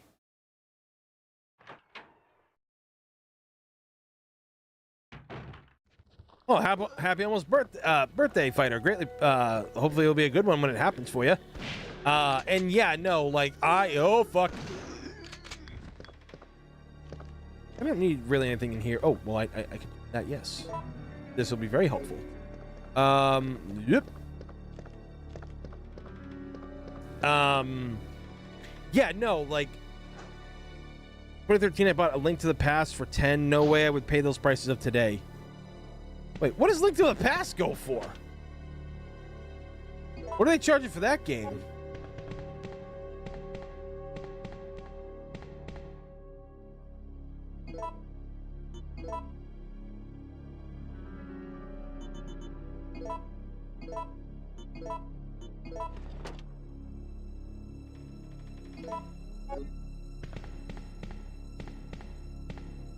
I remember one day, A Link to the Past arrived at my house, and I had no idea how it got there, why it was there. All I know is I was super happy to have it, because I remember playing it at my cousin's a lot. And then it turns out my aunt was the one that bought it for me. Oh, triple dome split. Let's go, bitch. We don't need anything in there, actually. Yeah, no, she had gotten it for me and sent it to my house. I was so stoked because my cousins and I never beat that. Tried. Because did they own it or did they rent it? No, they owned it. They owned it. And I shockingly never rented. I guess it's because I spent a fair amount of time at my cousin's house. But yeah, like, she got it for me and I played it and I was fucking hooked, man. That game is something else, I'll tell you. I might stream it here on the channel if you guys really want to see it in the future. Like, I'm a little weary because, like, I do want to play games that I really love, but when I played, you know, Donkey Kong Country 2, Diddy's Kong Quest, almost nobody showed up to watch, and everybody voted for it. So, you know, I don't know, like, maybe it just wasn't in style, maybe people just didn't care about it or something, but, you know, I just was like, okay, well, maybe I just won't do this anymore, but, you know, I still want to play like other games and just like Resident Evil. Between 40 and 60 bucks. Jesus. Oh, I got sent something. Nintendo just released a survey asking for feedback on physical and digital games. This is definitely the chance to make your voice heard about the Switch 2 game key cards. Fuck that noise, dude. Yeah, no, I don't know if you guys know, but Nintendo has jacked up the prices on their older consoles, like the Switch Joy-Cons and shit like that. All that stuff got jacked up. And I'm like, get the fuck out of here. You're charging more for older systems? Really? Like, my plan is, when I get more money again and things get back to normal in life, I'm buying another Switch, and I'm keeping it fucking factory sealed. Because they're not going to make those anymore. And I guarantee you, man, I guarantee you, those things are going to, like, Switches are going to get super hard to find in the future.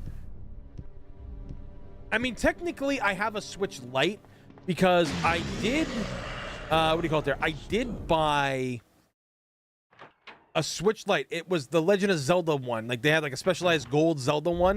And I thought, oh, that's cool, right? And I thought I canceled it because I was going through some like money issues. And turns out I didn't.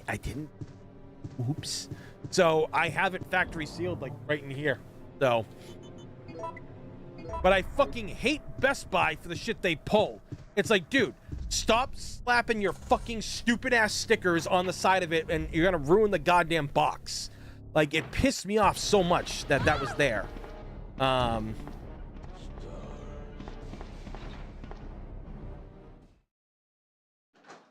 Why I emulate video games?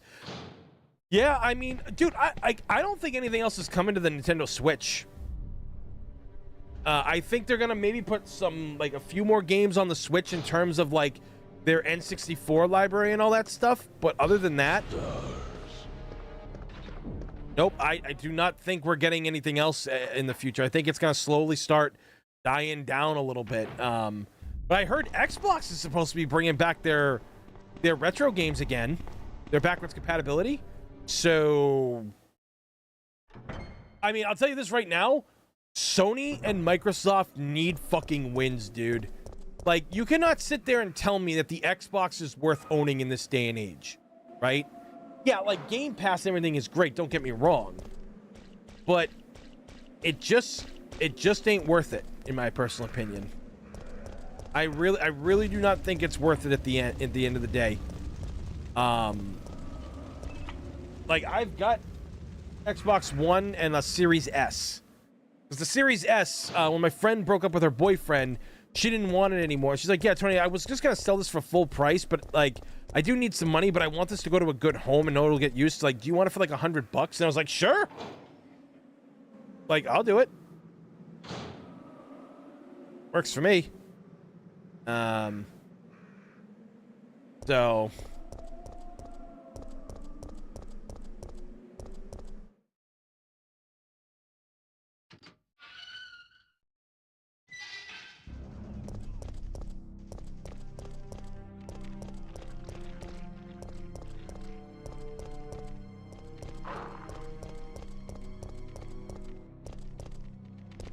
Get that bitch!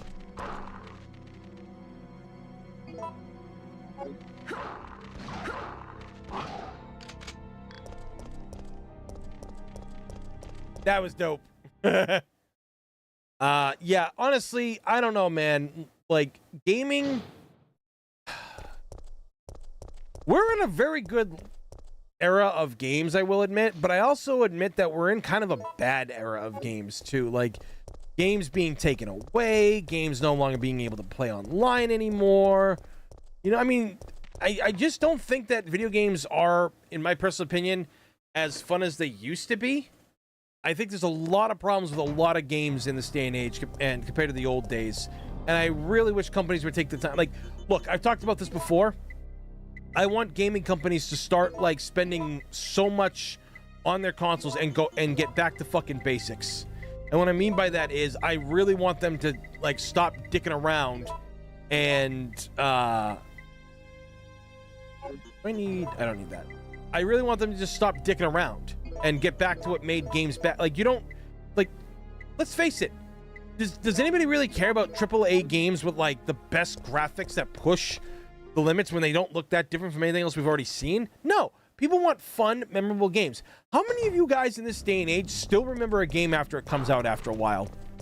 Like, it's very rare that in this day and age, I feel that you still talk about a game when it comes out. Like Doom the Dark Ages, nobody talks about that shit anymore. But are people still talking about Nier Automata to this day? Oh, fuck, this is where I got killed last time. Nope, not pressing anything, just gonna wait and shoot this prick. Ah!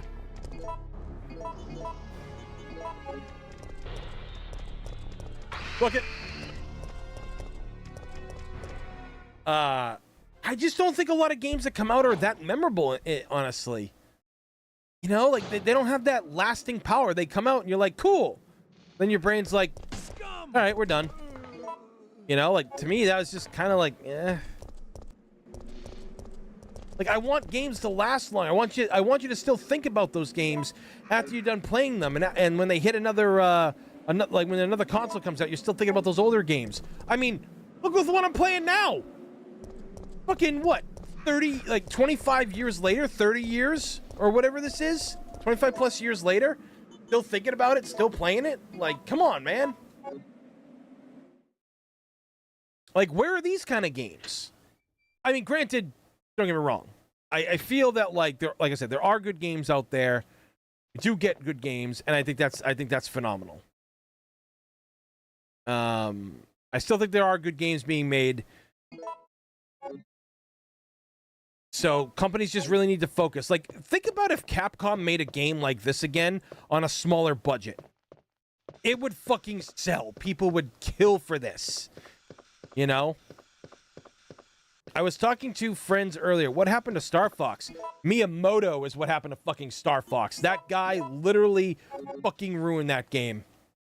He fucked that game 6 ways to Sunday. He had such a hard-on for motion controls and fucking, what do you call it there? The stupid Wii U pad. And he didn't give the option for Star Fox Zero to have a, what do you call it there? To have a regular, like, controller function. Lady. I'm no zombie. Wait, how did he find me? And because of how he was, like I said, because of how he was, he screwed that game up. Are you And crazy? with all these Nintendo franchises getting comebacks, Star Fox needs it. Star Fox fucking needs it, man. I don't care what people say. They fucking need a comeback. Star Fox, like, I mean, granted, you know, not all the Star Fox games were hits, but Star Fox 64 is still looked at to this day. I mean, fuck, they keep remaking it in many ways. I need to ask you something. Why did Umbrella send your team here? It's Our not mission hard is to to figure out what to rescue do the with Star civilians. Fox. Make a game Kind like of Star Fox 64 Considering Umbrella and really caused all add this more in the levels first to place, it. those You know, liars. have Andros be in the Look, past. You know, we're it's all just now. It's a whole new mercenaries, thing, hired hands. and just do that. That's all you have to fucking do.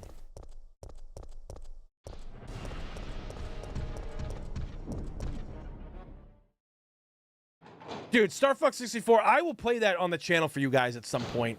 Again, I think I've played it before, but I will play it again for you guys. I definitely will.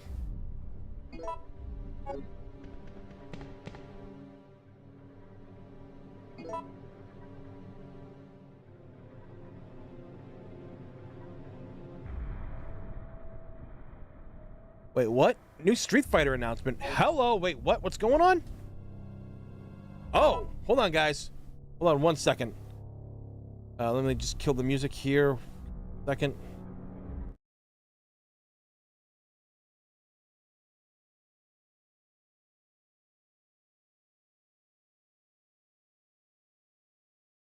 Wait, did a new character get announced, or? I know Sea Viper got showed off and everything. I covered that.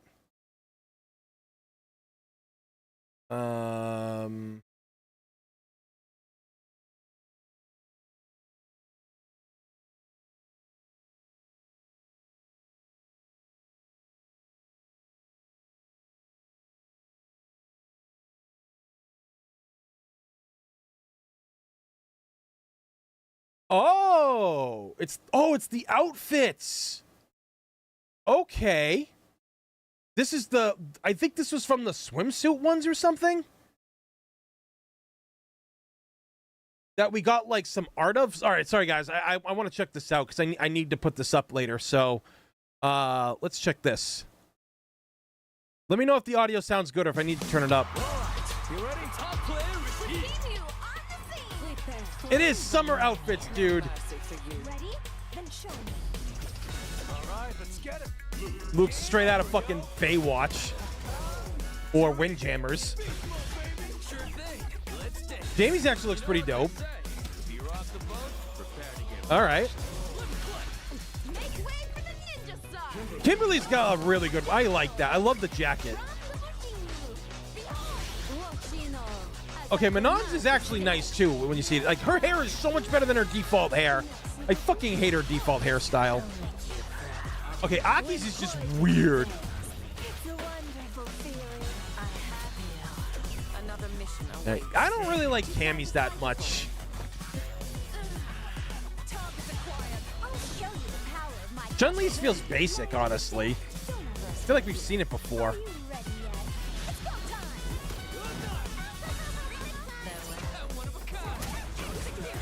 All right. Outfit 4. Dude, like, I'm sorry. I want to see fucking Marissa get one. She better fucking get one. I mean, I'm glad we're getting more outfits in the game. Don't get me wrong. I'm really glad about that shit. But, like, you know, I really want to see Marissa, because that's the character I use the most. I want to see her get one. Because, I mean, of course Chun-Li's going to get one. Like, Chun-Li had more outfits in Street Fighter V than anybody else at the time. So, yeah. I don't know. I mean, like I said, most of them are good. Not really a fan of Cammy's and everything like that. But Manon's is actually, I think, one of my favorites for the girls. I mean, like, Luke and Jamie got pretty good ones, too. So, I don't know. I don't see them not giving some outfits to the other characters. So, we'll just have to wait and see what happens, honestly. I hope it happens, but we'll see. So wait a minute, hold on.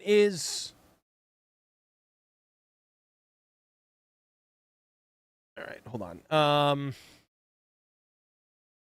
Hold on a sec. Is Evo still going? Are they still?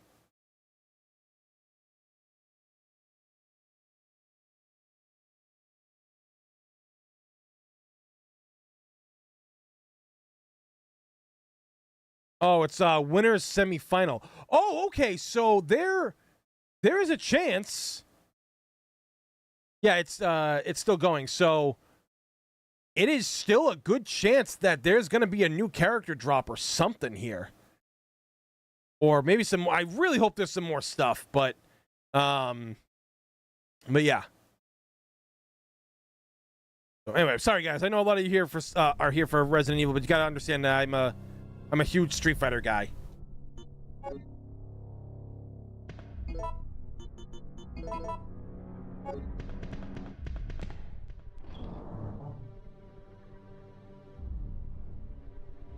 But yeah, what were we talking about earlier? Oh, yeah.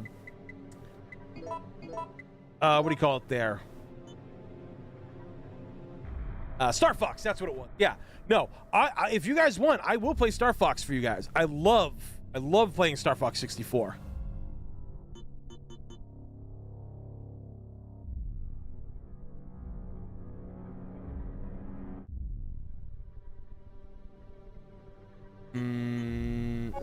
Yeah, I'll be fine.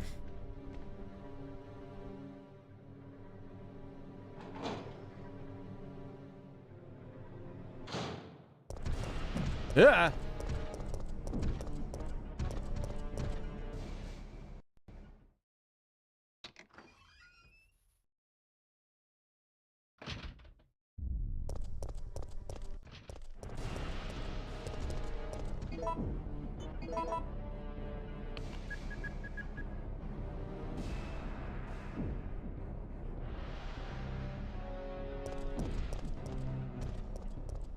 Fuck you, a-hole!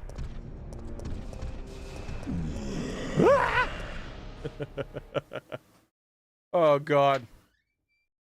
Almost at 40 likes too. Holy shit, guys! Thank you for that.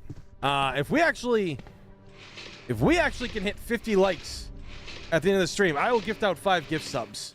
If we can hit 50 to celebrate the first Capcom event here.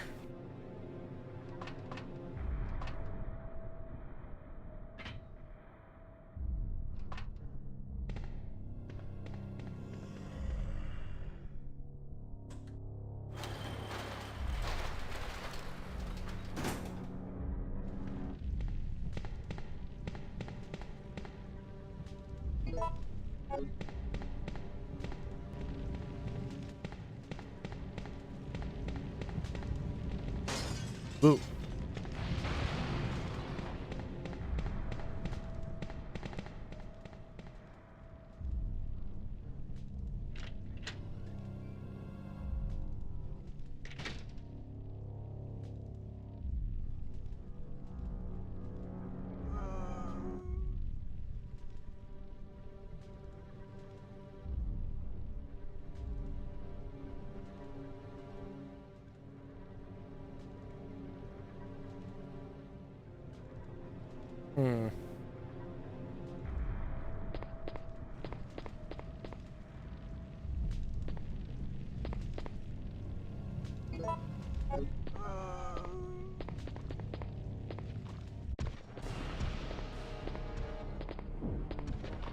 Hit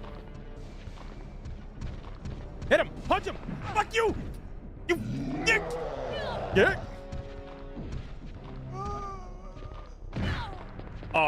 Oh, thank you.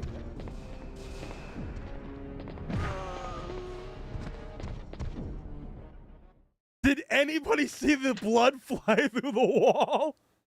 I cannot be the only one who saw that.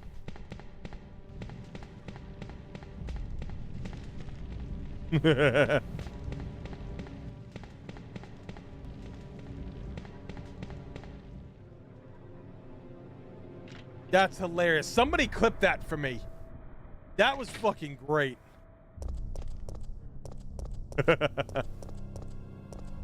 Oh, cool. Motherfucker didn't jump down. Thank God. I don't want to deal with that shit.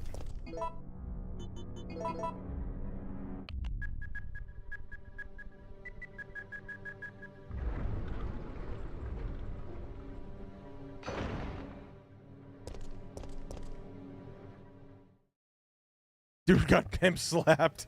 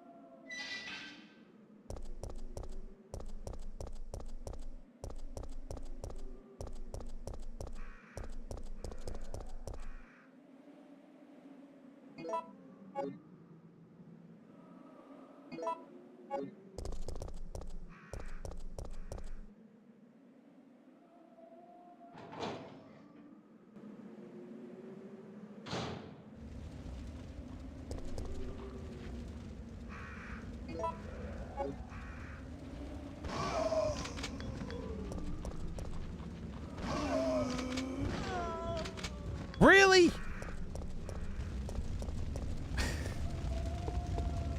Jesus Christ.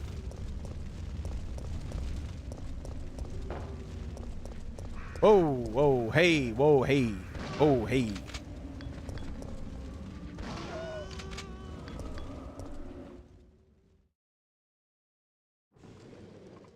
So did Corey get locked out of his car Friday night? Wait, what happened, Benny Kage? What?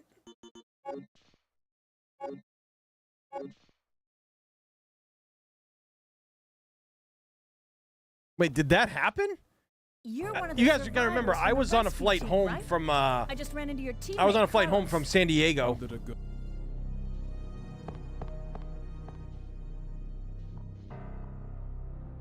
Corey was MIA Friday. Wait, what?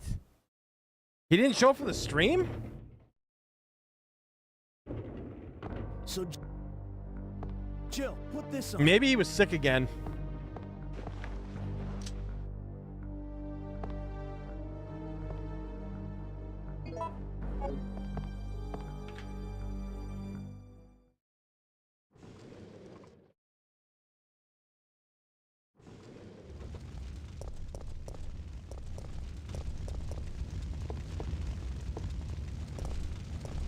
Oh, he went on a trip and then he was... Oh, wow. Yeah.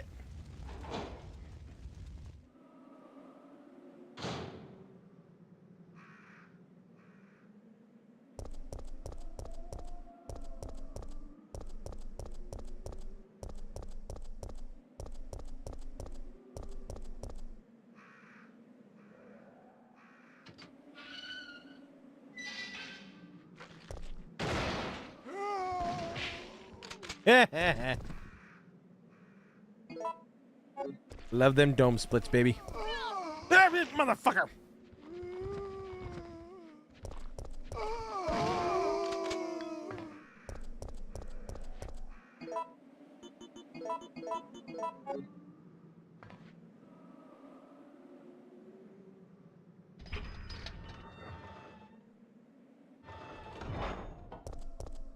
I'm gonna talk to JJ if we're doing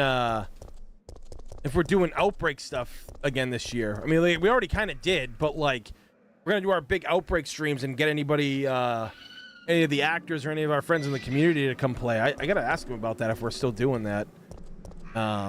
We do it every year. I know Toys for Tots is happening, and I JJ and I talked about this. He really wants like me and everybody else to be there for Toys for Tots, but like by the time we do, I mean, traveling is so expensive and everything like that. You know, during that time of the year, because it's close to Christmas, I would definitely, fly up to the guys.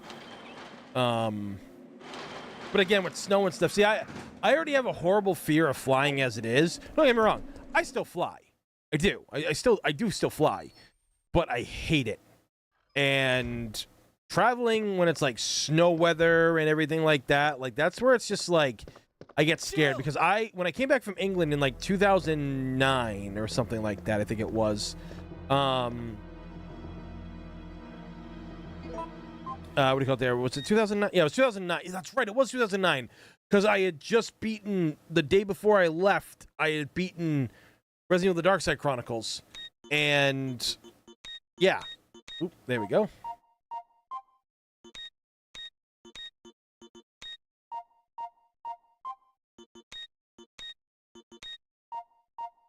And when I came home, it was about, I flew in 3 or 4 days before Christmas, and we flew into a blizzard. And I remember being there at Heathrow Airport, and I just remember, what do you call it there? I just remember, ooh, what's this? Okay. I just remember watching that big board of all flights along the East Coast just being canceled, right?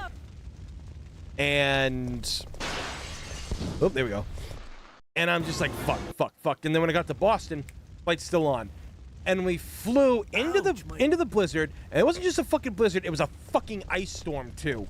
Dude, it was scary as shit. The turbulence was unlike any I had never, well, to be fair, the last time I was on a plane, and then I think I was 5 years old. I think I was 5 years old going to Disney World, and I wasn't afraid of the plane back then.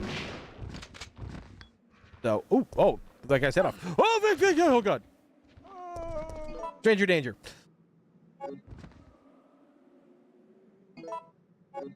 Oh, perfect. What? Deal with this. Find this with that. And yeah, so for me, like, flying is just not my thing. Although the 6 hours I was on the plane to that I was on the plane to San Diego wasn't bad. I mean, I was playing video games on my analog pocket and everything, so it kind of just went by really fast, honestly.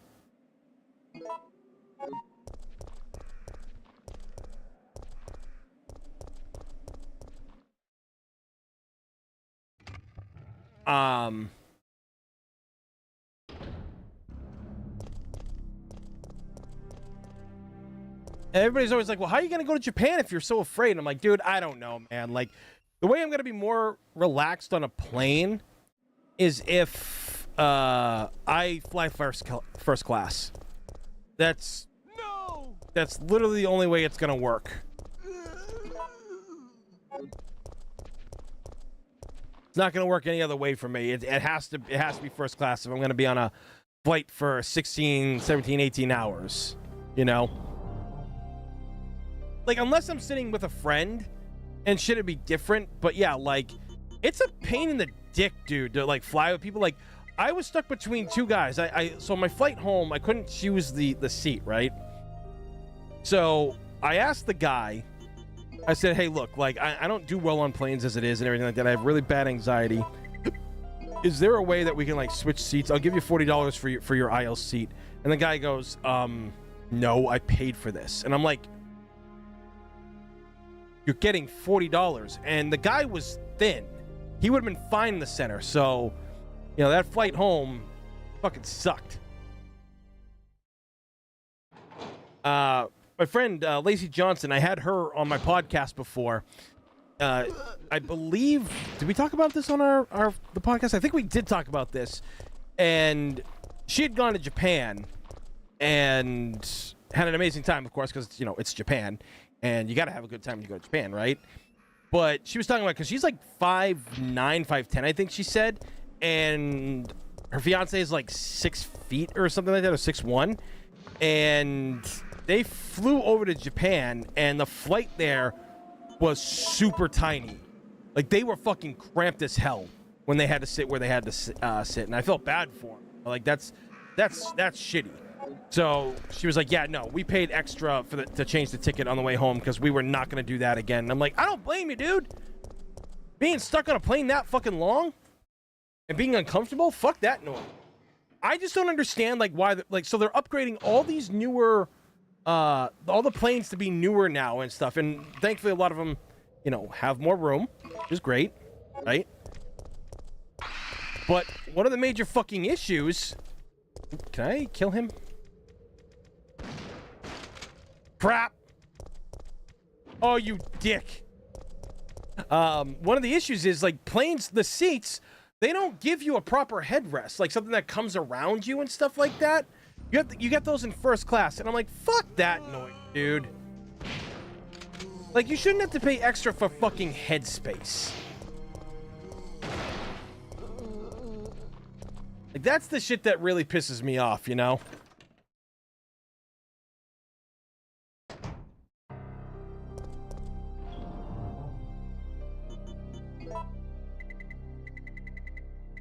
I feel like I know what's coming up. Like, I should know what I need.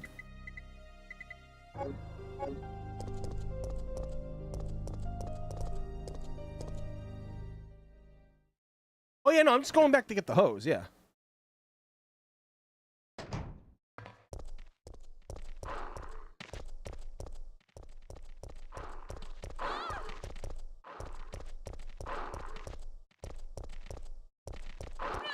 Ah.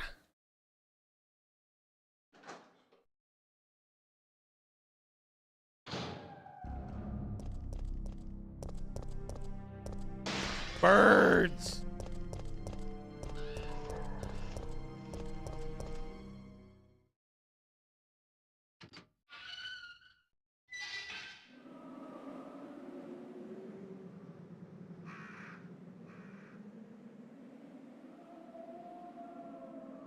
Hmm.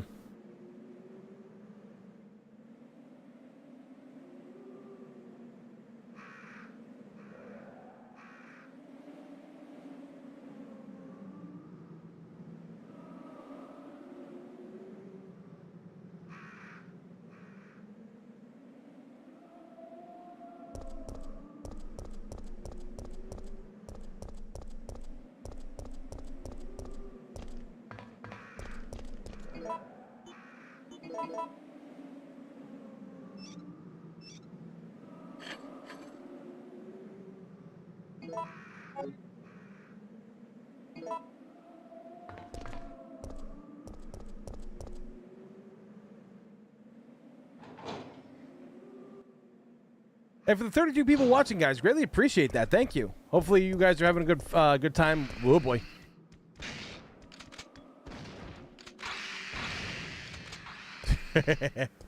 Fuck you, you stupid bastards.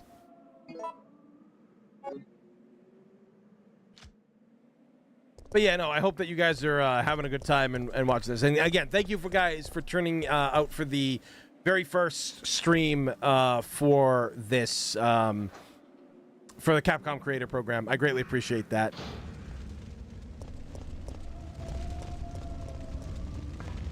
Fucking dogs.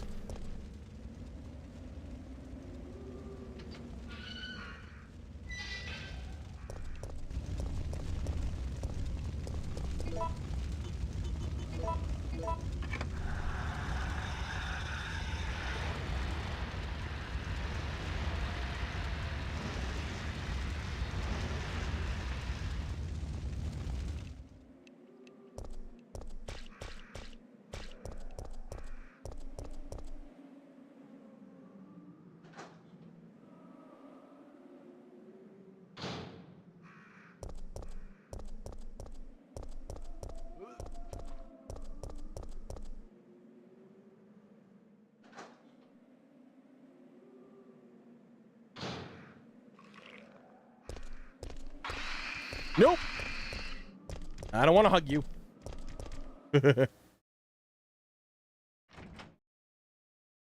Now that I'm a Capcom creator, what's new to you? Well, like you get access to the Discord that they have, and you can connect with other creators. What did you do? I might do some creator streams and shit like that too. You know, maybe like get some people together and play some like Operation Raccoon City, or like if there's any Resident Evil stuff out there. I'd say Reverse, but Capcom fucking shut it down for no fucking reason. Especially since like it actually was getting hype, like it was building its player base back up, but you know, they shut it down. And I'm like, really? You leave Umbrella Corps up or anything, but Reverse gets canceled? Really?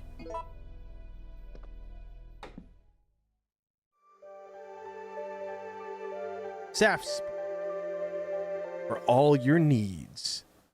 Assuming Safsprin might result in loss of scalp or penis.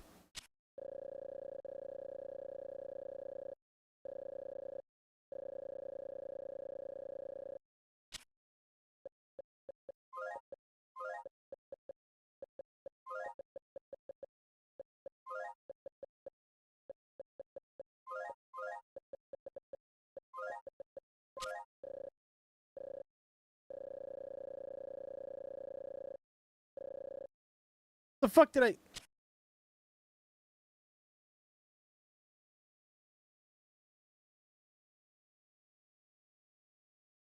Hold on.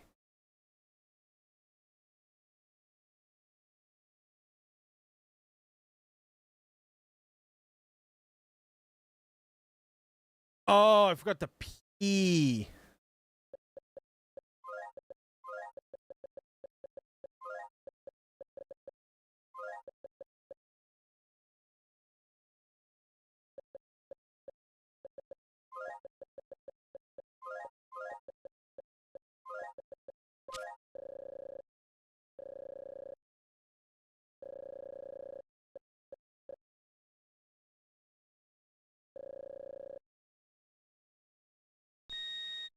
Yeah, like they also send you stuff when you're a Capcom Creator Program. They'll send you boxes, they'll send you game keys and stuff like that, you know. And so you can get like early access. You can probably like do reviews for them and everything. So, and I know that Andy Campbell, Bruce Campbell's son, you guys saw him when we had him on the Residents of Evil Outbreak stream. He got flown out, I think, to Capcom's San Francisco office. And that was pretty dope. hold on. We gotta do A.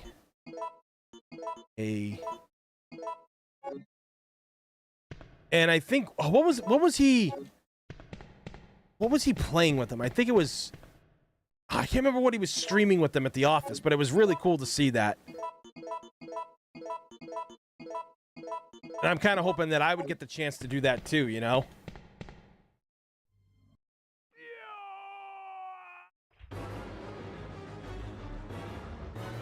And I wanna talk to these people about, hey, like, let's get like a cosplay thing going, like where we show off Resident Evil cosplays or like other Capcom cosplays and shit. Kind of a dope thing to do.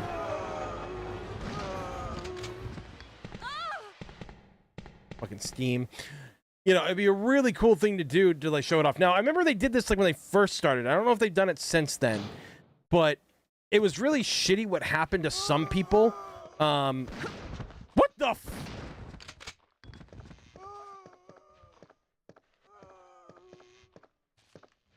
What the fuck just happened? Can somebody clip that? Because my mind just got blown with what I tried to see.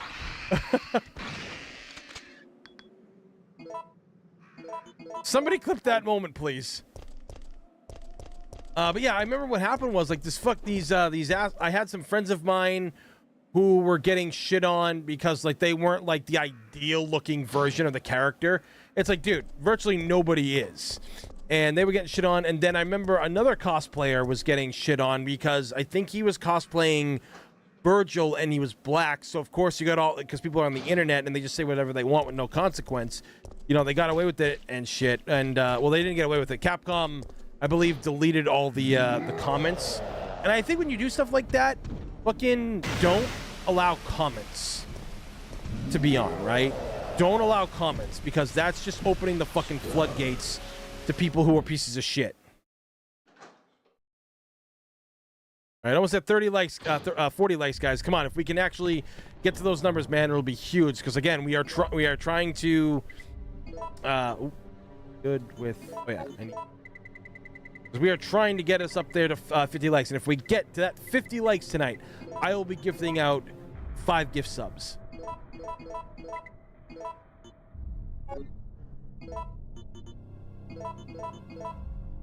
Oh yeah, wait a minute. I gotta do one more thing first.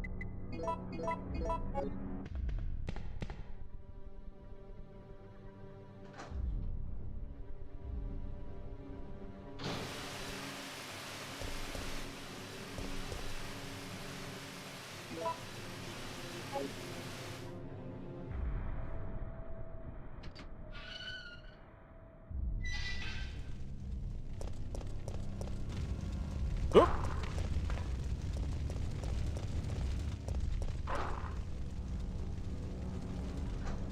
That's right, I gotta go do the stupid fucking... I hate that power plant puzzle.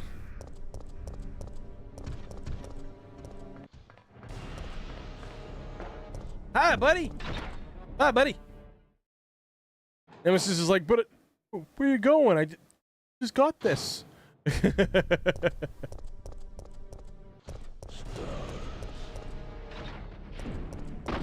Haha, bitch!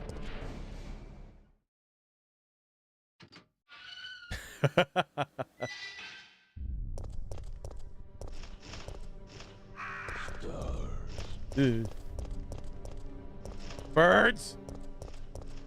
Yeah! Oh god! Oh god!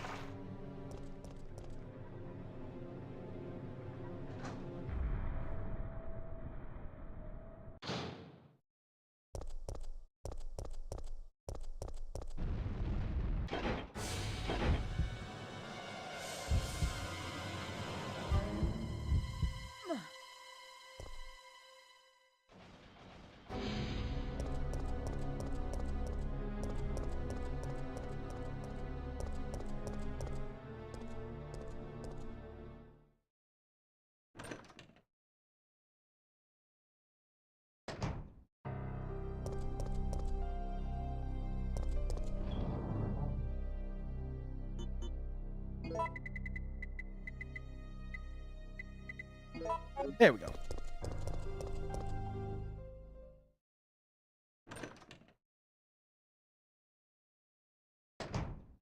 What happens if you jump? Do you die? No, you just what do you call it there? You just end up in another area.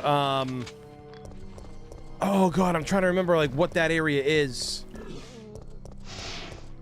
You come up through a sewer cover somewhere, if I remember correctly.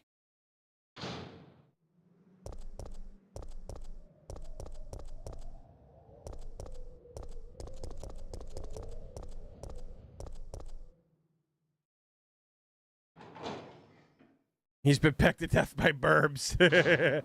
Fucking burbs.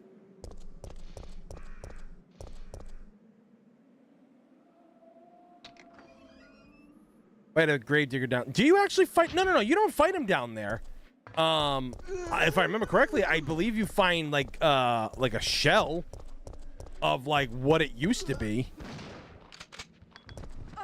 Oh, fuck you.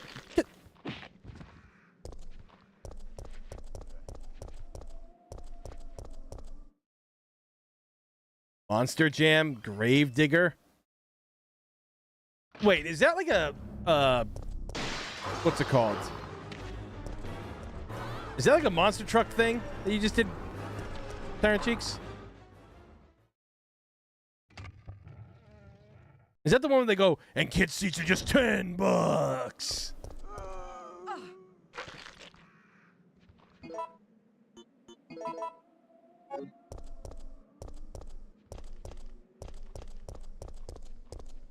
Yeah, they used to have those all the time at I think it was Foxborough Stadium had it or something like that. That guy really was booking it. It was Sunday, Sunday, Sunday. This Sunday, come see all your favorites out here. And kid seats are just still $10. Like, they really went the distance to push that shit. I never went to any of those, though. I never went to a monster truck rally. Never had any interest in it. But that was like a big deal in the 90s, was monster truck. People loved going to those. Catch our kids' seats ain't just $10 anymore. That'd be their new thing. It's like, please come this Sunday. Please, we need money now. Kid seats are no longer $10, but they're $50. Actually, I ran into a friend of mine. She's a fellow Capcom creative program. We were down in Connecticut, and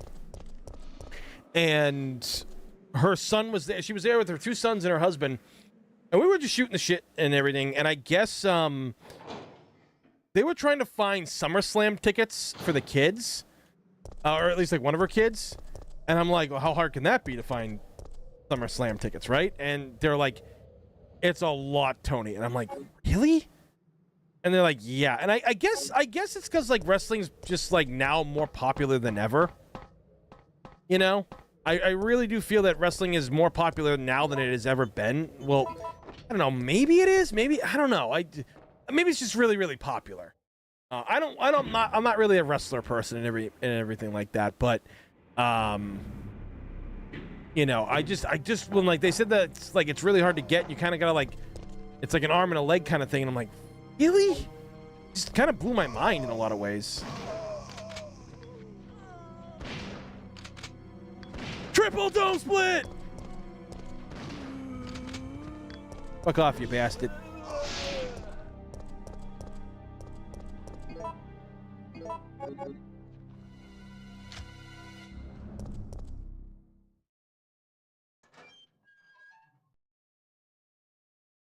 You had to work WrestleMania. It's bad.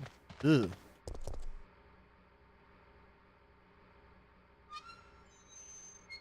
Rip Hogan. Yeah, like there's this guy. I think his name is. I follow him on social media. What was his name?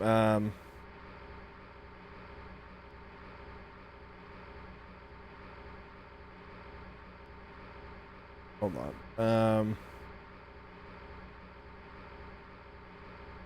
Yeah, that guy, Joey Swole. I saw that he talked about how Hulk Hogan was like a hero to him and all this other stuff, and he really, you know, he's really sad about his passing because he's dressed up as Hulk Hogan in the gym, and people went after him.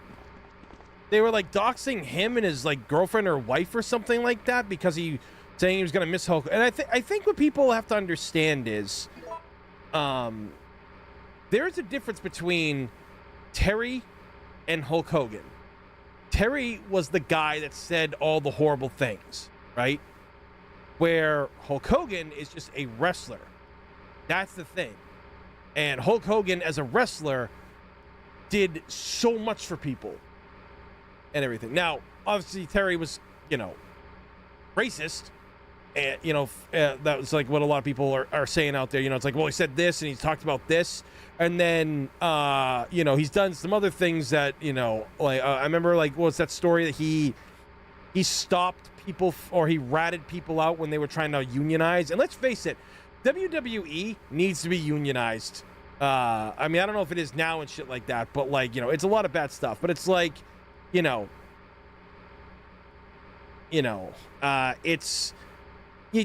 you got to understand, you got to separate the person from the character.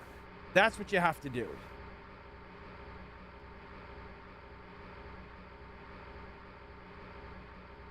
Yeah, Joey Swolecat Shark, yeah.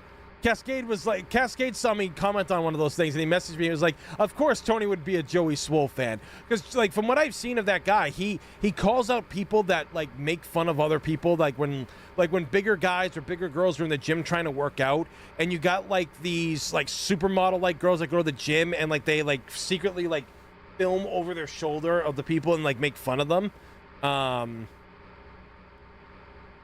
That's something that happens a lot.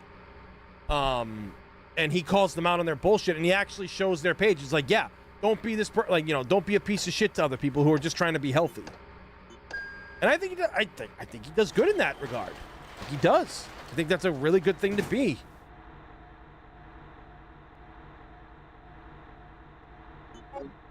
No. Aha! Now I don't need to do the other puzzle. Fuck yeah.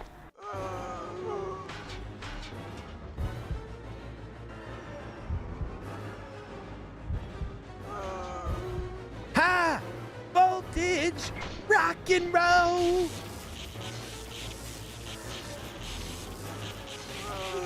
Yeah. The gym thoughts. I can't stand them. Like, look, I'm going to say this. When I weightlifted and trained in martial arts for years, I still train in martial arts. I don't weightlift as much anymore because weightlifting was never my thing. I never really enjoyed it. I only did it because the guys who taught me how to fight were also, like, into lifting weights. Anyway, if I had ever filmed myself working out or doing any of that stuff there, those guys would have kicked my fucking ass. Like, the gym is not a place. First off, I don't understand why so many people, like, dress up to go to the fucking gym. You put more effort into your makeup and outfits to go to the fucking gym and take a picture in the big selfie mirrors and everything like that, or the big mirrors and shit. Like, why the fuck do you do that? Nobody fucking cares, bro. Like, and people are like, no, they care. It's like, no, they do not care. People have to understand this. Most influencers do not care about you or what you do. They will do anything to get the clicks and the follows so people will still continue to support them and follow them, and they will get stuff from companies. That's how it works. The only way that you should be filming yourself in the gym is if you are literally a person who does it for a job. Like one of my friends. She teaches fitness in the gyms. And what she also does is she goes either really late or really super early in the morning when it's one of those 24-hour ones, and she films so she doesn't have to, like, disrupt anybody. And she doesn't have to do that, but it's the right thing to do, and she does it.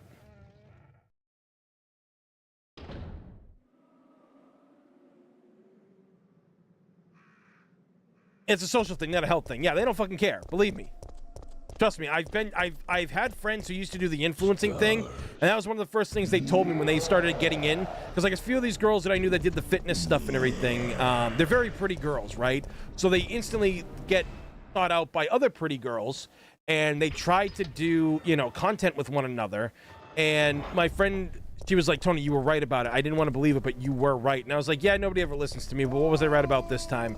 And she goes, well, the fact of it is, Tony, like, they literally all lie about this shit. They just take whatever gets thrown at them for a sponsorship just for a paycheck. They don't work out properly. They don't care about their followers. They were saying all this shit in front of me. They're like, they don't care about them. And it's like, yeah, you gotta care about your followers. You know, I care about the people that watch me here, you know, because I want people to be happy. Like, I want people to come here and forget about problems of life. People to come here and hang out and chill and play video games, you know? Like, I just don't understand, like, you know, you build a fan base and you literally shit on them, which is what they do. Cosplayers are no different. Unfortunately, a lot of cosplayers that are famous, most of them, sadly, are pieces of shit. Like, I know a lot of people get mad at me for saying that, but it's true. I have seen so many of them and met so many of them and worked with a lot over the years. And I have friends that are friends with those people, and most of them stopped being friends with those cosplayers because they all acted like, influencers. They didn't care about the craft anymore. They were getting stuff made for them and lying about it. They were having people do their makeup and not crediting them for doing the fucking makeup. Shit, you guys didn't tell me I forgot the fucking, all the other stuff. That's it. We're ending the stream. Stream's over.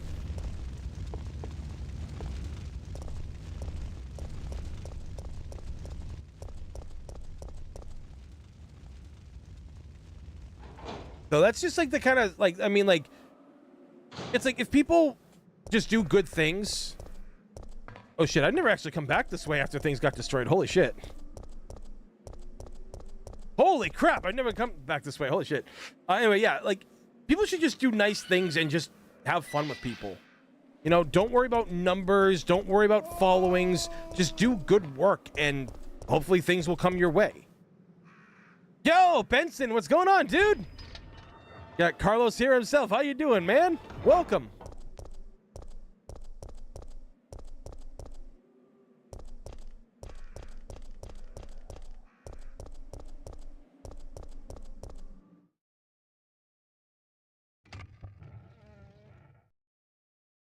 "36 people are here right now. Thank you guys. Greatly appreciate that.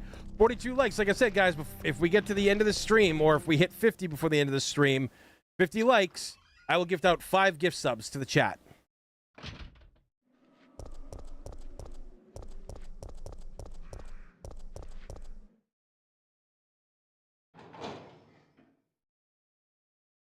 But yeah, like, I've been offered to review games from companies before and stuff, and I didn't know anything about the games or the franchise. And I told them, I'm sorry, I don't know anything about that, but thank you. And they were like, are you sure? Like, it's a free game and you can, you know, talk about it or anything. I was like, no, I'm okay. And they're like, can we ask why?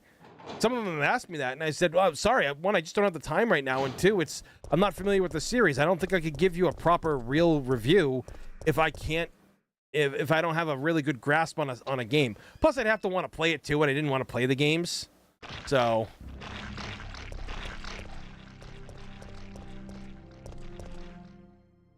you know, that was kind of the thing for me too, you know.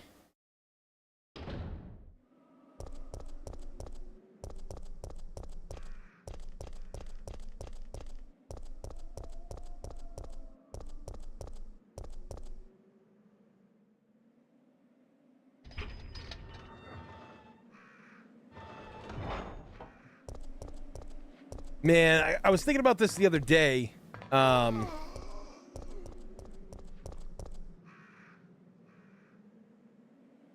Yeah, yo, Benson, doing well. Hope you guys are doing well. What's up with the movie Resident Evil? Sounds like it's taking the wrong direction. Oh yeah. Well, look, I try to be optimistic about certain things in life. I really do. Like, I try, man. But I have to call it like I see it. Zach Krieger says that, like, he's never seen the Resident Evil movies, right? Like the Mila Jovovich ones, and thank God, because they're not good movies. But, you know, he was also saying that they're going to capture the spirit of Resident Evil, but they're not going to follow the games. It's like, why the fuck are you making this movie then? And some people make up this thing, and I don't agree with this. People are like, well, if you want to see the same thing you've been playing for years, why don't you just play the games? And I'm like, because there's so much to explore and do. Who wouldn't want to see their favorite characters represented properly on the big screen? That's what people want. It looks like we're ready to go. But here, take this. Here's the problem. Resident Evil as a movie cannot work. if you're going to adapt the games, right? Okay. Nikolai? You won't just be can't. It's joining not going us. to work because the games are too vast. Look, they tried to fit Resident Evil 2 and 3 operate into the Welcome cable to car. Raccoon City, Let's and go. look how good that turned out. And it's fucking sad. You know? And now this new Resident Evil's going to come out, and it's going to be fucking garbage. If it's not, I will admit that I'm wrong and shit like that, but we don't want to see like what they're looking good. this shit where it's just all original like bullshit. People got mad at me, like, and this is the one thing. No, God rest Lance's soul and everything like that. But when he was like calling out the people who were calling out that Netflix Resident Evil series, it's like, dude, you have to understand something. And here's the thing: as a nerd yourself, Get out of the cable you car. have to understand that that show was horrible. It literally shit on everything Resident Evil was supposed to be. No, the brakes are out. Dude, I kept my expectations low for Raccoon City. I had no expectations for Welcome to Raccoon City. And I was still somehow disappointed. It's useless.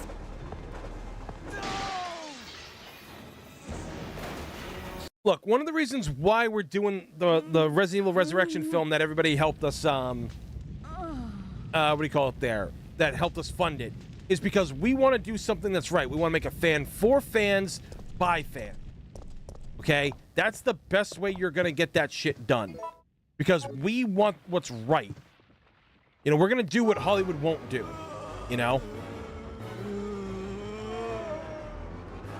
And look, if you like the Mila Jovovich movies in Welcome to Raccoon City, that's fine. I'm not gonna shit on you.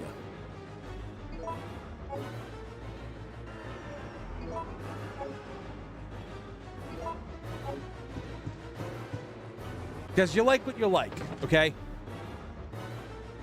But you also got to admit when something's not good. Like, they can't even keep the story straight in the Paul W.S. Anderson movies. It's just like, how hard is that to fucking do? You've got a fucking roadmap to how that shit works, and you can't follow it? Like, the fuck, dude? Yeah, I mean, the first two movies worked because they were coherent. Then everything else after, nothing made fucking sense. Or when Alice got her powers taken away by Wesker, and she was in that underground, reproduction city of Japan and everything, and then she starts running on top of the zombies and like whipping them with a bike chain and stuff. It's like, I thought she got her powers taken away.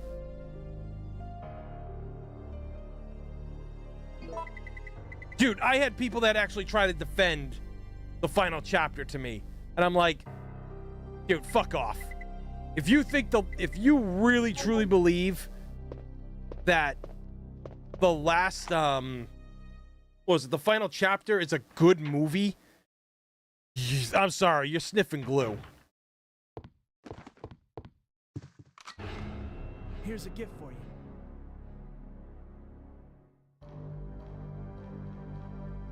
you.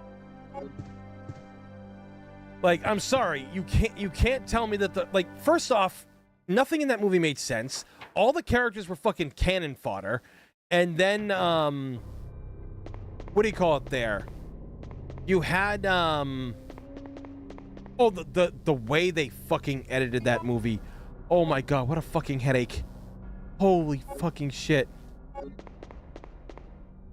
That was that was the worst. That editing. Every time somebody moved their head or moved their body, it was a supercut. Supercut. Like, it was... And it's really sad that that stunt woman lost the use... I think she lost her leg. I think she lost her arm because of the stunts. And she tried to sue. And she lost in America. But because it happened in South Africa where they were filming, they filed through the courts down there, and she was awarded like millions of dollars because it was recklessness. It's what it was. It was all fucking reckless. You know, everything that like she had gone through was because they didn't listen to the stunt people. It's like, hey, this stunt's dangerous, and it cost someone their life. That's the other thing that was shitty too.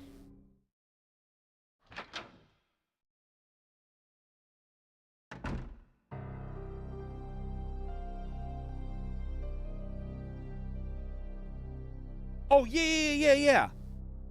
You're right. When characters were in movies and then were just gone, like Chris Redfield, gone. Just they brought him in, gone.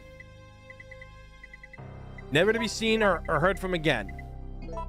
Like the only time that like they mention each other is when Alice wakes up in that room and she sees Jill being controlled and she's like, "Where's Chris and Claire?" And then like they hit her with that high-pitched noise thing or whatever the fuck that bullshit was. And it's like, dude, what the fuck is this? Like, where's Chris and Claire? And then Claire was gone for that film and brought back for the final one and she was under control. And it was like, oh, for the love of Christ. Yeah, like, and then like, what was it? Like, hold on a sec, guys. Be right back.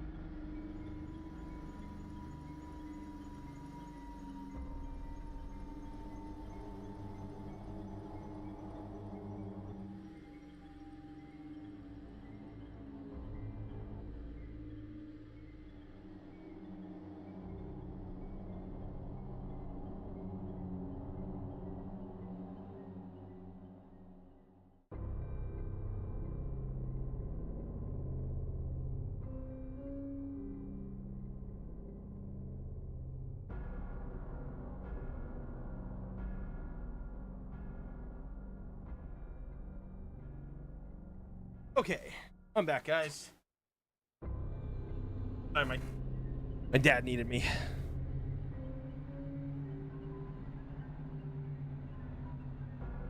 All right, what did I miss? Did I miss anything, guys?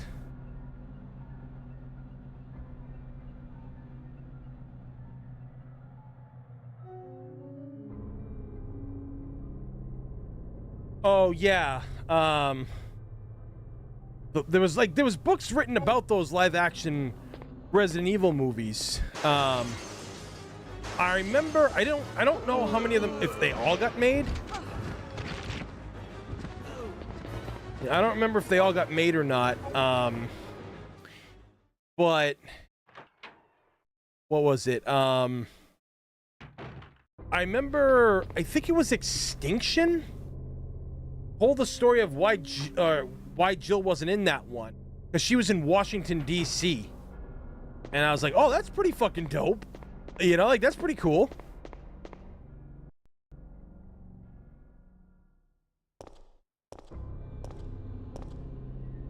But I don't remember what else happened with that.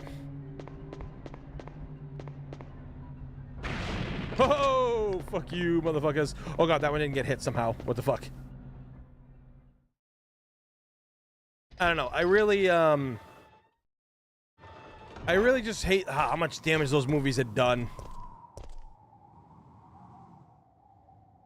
Oh, thanks, dude. I appreciate that.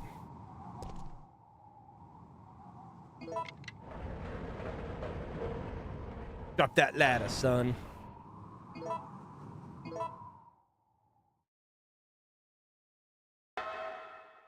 Well, like I said, I'm glad I made it into the Capcom Creators Program, and I'm just really happy that people are enjoying the stuff that like I create. I'm gonna be doing videos on Capcom stuff and everything, and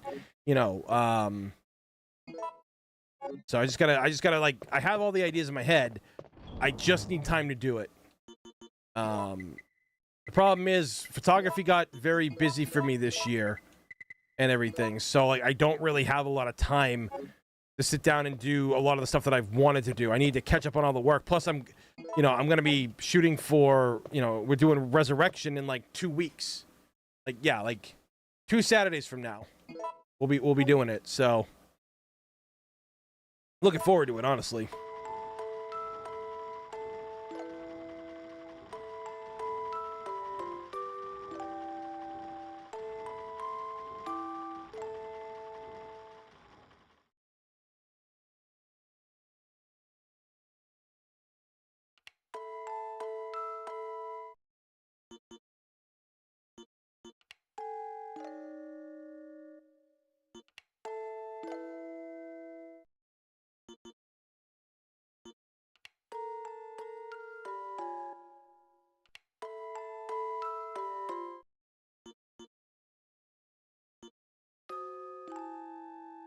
Getting it wrong every fucking time.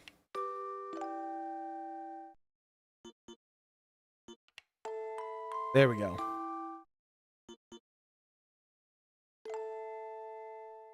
Yeah, I remember when I found out that this music that's playing here is the save room theme from the first one. Kind of crazy, right?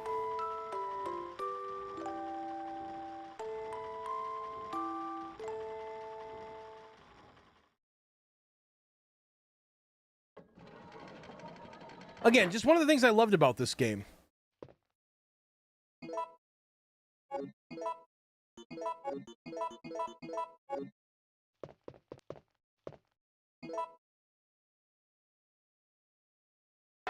I definitely think this is probably the shortest of all the Resident Evil games out of the original 3.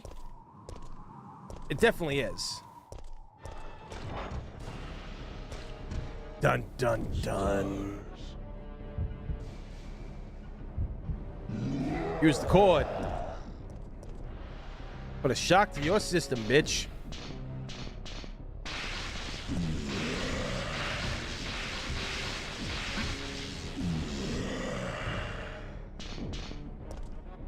He'll be fine. Not that we want him to be fine.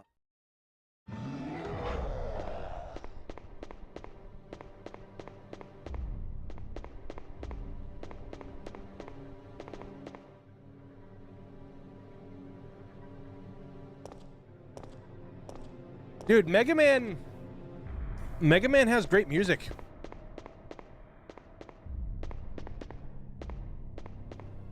Always has. Mega Man has had games like, even like when you don't really remember the soundtrack, like I don't think they've really ever had a bad soundtrack, to be honest. Capcom's sound design for music and shit was absolutely phenomenal, right?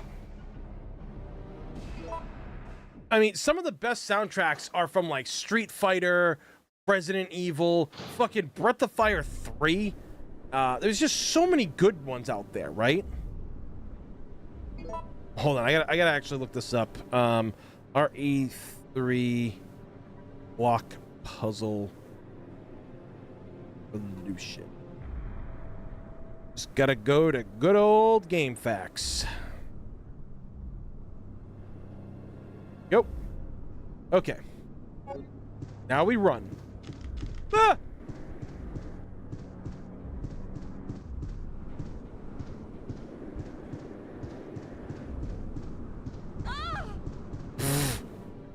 Bitch ass spider. You know, Capcom's one of those companies that really has like some of the best game sound designs. Very memorable music and everything, and you know, it's recognizable. It just sounds like it should be there for those games. Well, I mean, that was more so like in the 80s and 90s, 2000s, yeah. But honestly, with Capcom and their sound design and how they treated this game, in my opinion, like Resident Evil 2 and 3's remake, I don't think those were really the best. You know, it sounded very generic. Not like super terrible or anything like that. But I just didn't really like them, you know?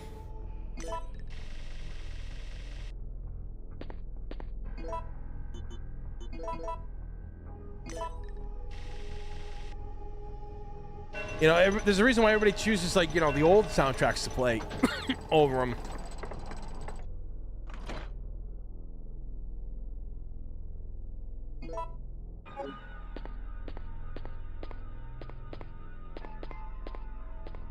There we go.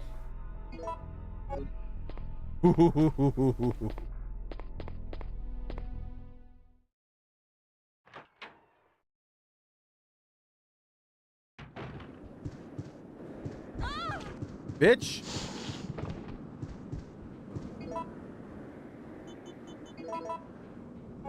Fucking spooter.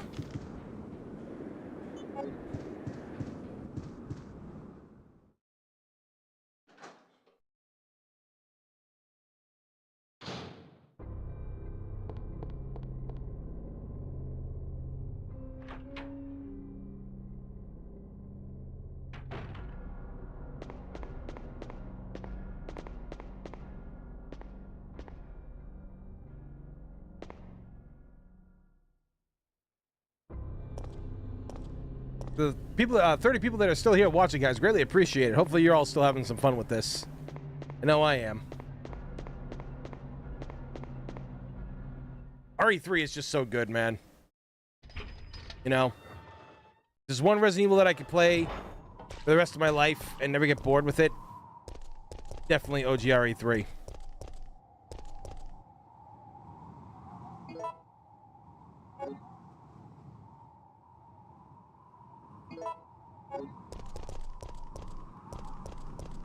Now, I can't play it all the time. You know, so for me, like, the thing of it is, I can't play the same game over and over. I just can't. And people always ask me, why can't you? And it's like, because I will grow to hate the thing that I like. And people are like, but you play fighting games all the time. And I was like, yeah, I could do that because fighting games are different. Because I'm doing those to, like, obviously enjoy myself and to get better at games, right? That's what you do.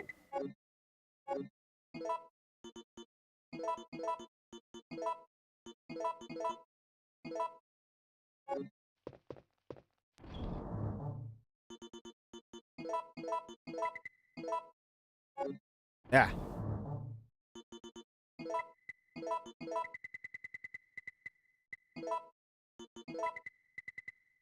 Let's just swap this out real quick.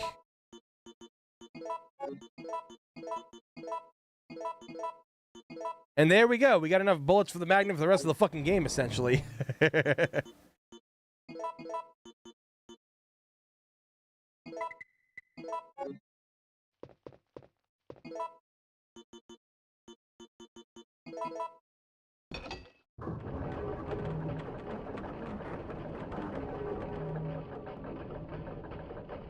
Oh, the originals. Oh, yeah, no, like the originals are definitely better.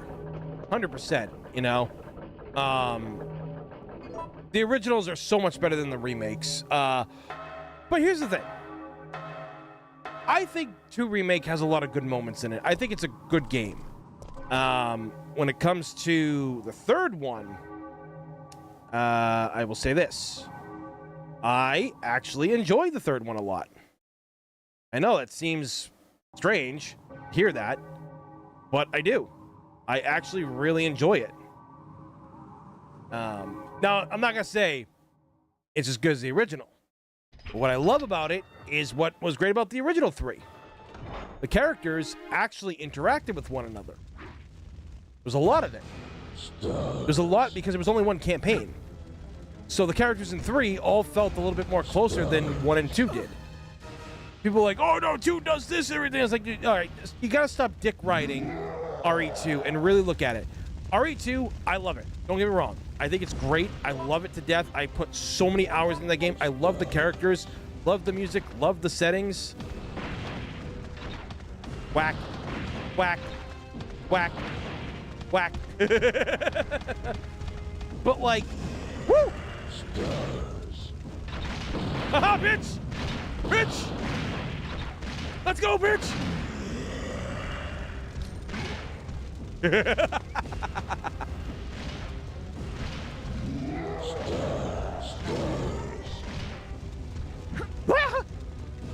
Ah! I almost got a fucking perfect! Oh god, that would have been, I think, the first time ever. Oh god! He's bad! Yee!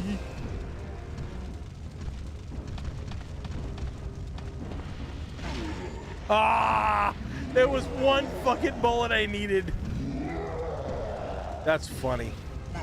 But no, like, the thing of it is, RE3 Remake is really good because the characters get to spend time with each other. You know, you feel it's... Because, like, in Resident Evil 2 Remake and even Resident Evil 1 Remake, you have to split that stuff, right? I'm sorry, Jill. You have to split that stuff because you have 2 campaigns. So the characters, they can't devote as much time and resources to making cutscenes as much as they could for 3. October 1st, night. You I know? woke up to the sound of falling rain. I can't believe I'm still alive.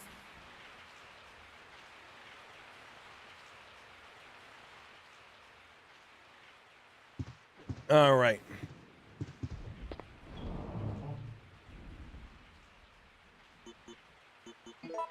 Oh, dude, I'm in the same boat. I absolutely love RE4 Remake over the original. Don't get me wrong, I do like the original still. But I was never the biggest fan of it. Like, everybody was nutting themselves to RE4 back in the day, and I'm just like, it's fine.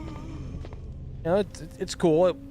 Fortunately, it isn't the Resident Evil game that I wanted, but it's cool. Not terrible by any means or anything like that. But, you know, 4 Remake just did everything better.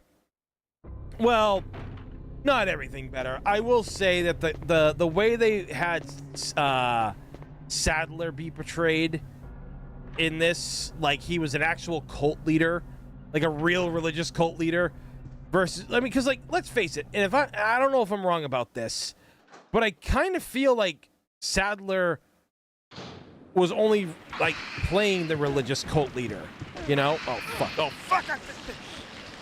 Really, mother... Wow, I've never seen that before. Carlos kicked him. I've never seen that. How many of these fucking things are there in that hall? God damn it. Anyway, so yeah, like I said, he actually believed he was a cult leader in RE4 Remake. And he wasn't on screen that much, and when he was, his performance was like, it was good. I think the actor did a great job. But one of the things about it was, it's just like, you know, he was better in the original. Salazar was better in the original. The Chief is actually better in this game, I think, than he is in the original. You know, like there's kind of a lot there. I don't know. I mean, RE4 Remake is great. The actors do such a great job, though. They really do. The actors do great. I think Ashley is one of the best characters in it. I love that whole, like, that, you know, talk with her and Leon being like, yeah, like, you know, maybe I can be an agent one day and stuff like that, you know? And I really liked how she was handled in that. I think she did great. I think Lewis was a big step up, too. I think he did really good. He lasted a lot longer. I think he should have lasted way longer in that game, to be honest. I think they should have tricked you, right? In my personal opinion, how they should have handled Lewis in RE4 Remake was he literally makes it to, like, you know, further. Almost to the end of the game, where he helps get the parasite out of Ashley and Leon and everything. He could do that. He sets it up and everything like that, you know, helps them out, saves them, yada, yada, yada, all that good stuff, right? That happens to him. And then as he comes out from behind the counter and everything, he's like, hey, you guys okay? And, you know, Leon's just like, I could use a smoke. You know, kind of a callback to, you know, Lewis needing a smoke. And have Lewis smile, then have him get knifed. By Krauser. I think that would have been so much fucking better. I think that would have been absolutely amazing.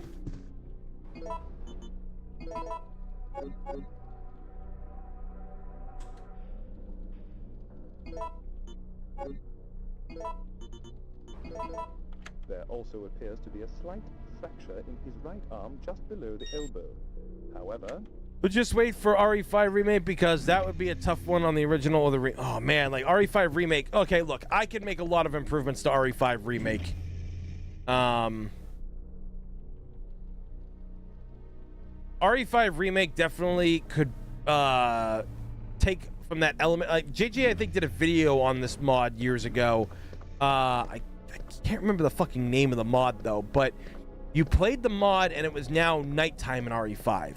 Lightning storms going off, enemies were like more aggressive, and it was scarier. It was actually very horror oriented. I think it was fucking great.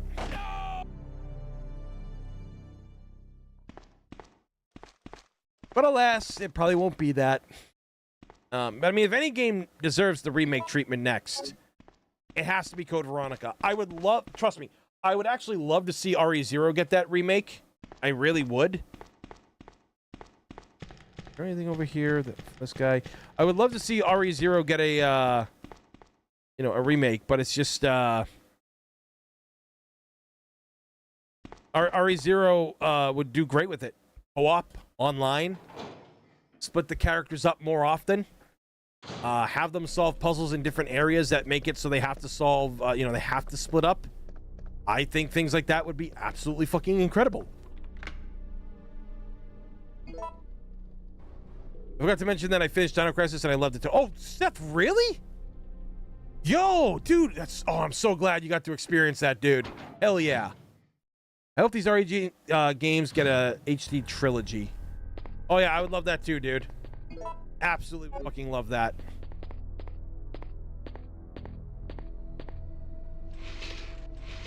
I do believe these games deserve that HD remake. I mean, we got Devil May Cry HD trilogy. We got Okami on the PS4, you know, back then. Okami HD. You got what other games made the Mega Man Legacy collections? I mean, they literally did Mega Man, Mega Man X, Mega Man 0. What was it? Battle Network. Like, it's fucking time to give this. I mean, I don't know what's keeping them from doing it. I really don't. But they'd be fools not to do it. It would print money. I would spend so much for an HD port of these things. I really would.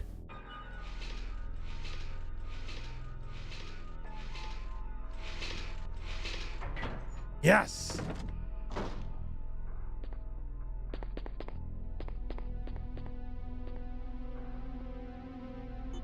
Oh, what was it? 4 0. Yeah.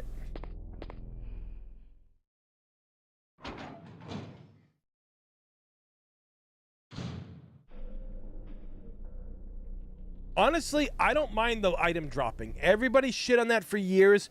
The item dropping in RE0 is not a bad thing. People have to and I've talked about oh god damn my movie. Here we go.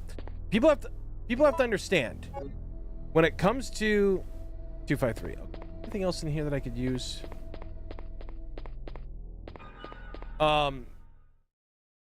People have to understand. That was a revelation. Not having the item boxes, I think, was a great thing. Because that main hall that you go back and forth from, you do that a lot. You go back and forth between that hall so much that you don't need the chests. It's just they make you think that you do, but you don't. Store a lot in those areas, right? You'd be fine. Jeeks. But RE0 without boxes is fine. It is fine. It works. It's great. I don't see a problem with not having them. You just gotta know where to drop the items. And like I said, once you leave the facility completely, the training facility completely, you can take virtually everything you have with you. It's not really a big deal. That's why I think it's a great game in that aspect. And besides, if the remake happens, there's gonna be co-op, so you really wouldn't need a box. You could just leave these things anywhere.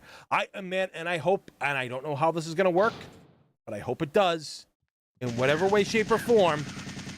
I really fucking hope that at the end of the day, I really do hope that at the end of the day, ooh, nice. That when Resident Evil 0 happens, they have the ability to explore from your partner. You break off, go and do whatever the hell you want. But I think they would also have to make it so in certain areas you do need a partner with you to solve certain things or do things, right? I think that would be incredible. And they would have to make it, in my opinion, they'd have to make it like a kind of a dangerous gamble. Like you going alone splits your firepower in half, like your all that kind of stuff. I think it would be the best way to go about it, in my personal opinion. I think that's the way to do it.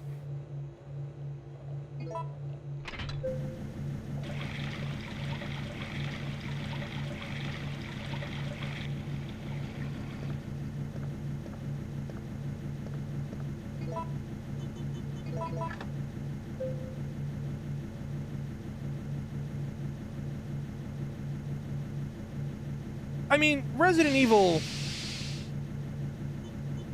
has always been experimental, right?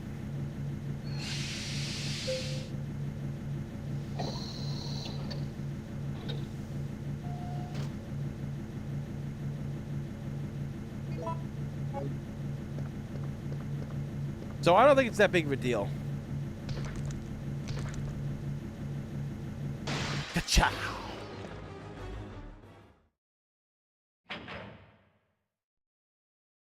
The Wesker DLC was pretty cool in that the HD Origins thing. That was cool of them to throw that in there, honestly. Like they didn't have to do that. And it was great. They did a great job with it. Rebecca's wearing that like controlled outfit and stuff, which one of my friends actually cosplayed that.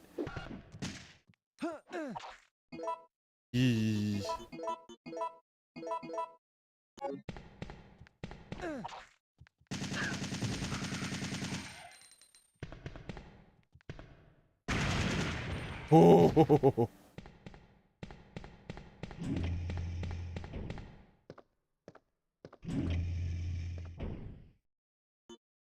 But yeah, I talked about this earlier in the stream. I think that if like Capcom was to do a version of like Resident Evil spin-offs and make them look in the graphical styles of what I'm playing right now, it would fucking sell. It would fucking sell. It would do so goddamn good. I would literally bet my entire video game collection people would buy. Because if people know it's a smaller game and a spin-off, they'll be more willing to spend the money on it. Look at Mega Man 11. That was a budget title game, and it is one of the greatest selling Mega Man games of all time. See what happens when you put a little bit of budget and the right people behind a project? You get fucking magic. You get results. We need Operation Javier as DLC for RE4 Remake. I honestly thought we were going to get something like that. I really, truly believed we were. So I'm honestly shocked that we never did. Of course, now the lore is kind of messed up because now, because if I'm right, isn't like, what's his name? Wasn't Leon not there for Operation Javier? Wasn't it like assumed that he wasn't there for that in what was said in the RE4 remake?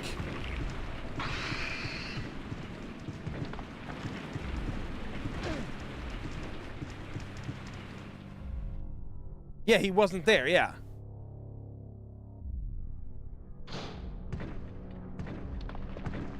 So, I don't know, man.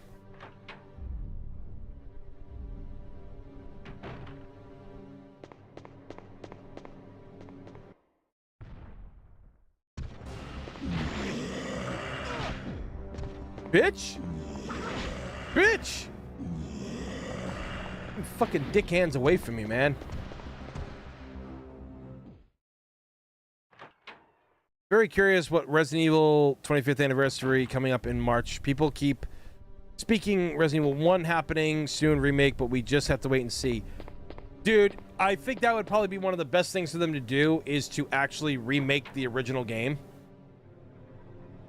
And for the 30th anniversary, just fucking saying, if you do not give us a fuck ton of,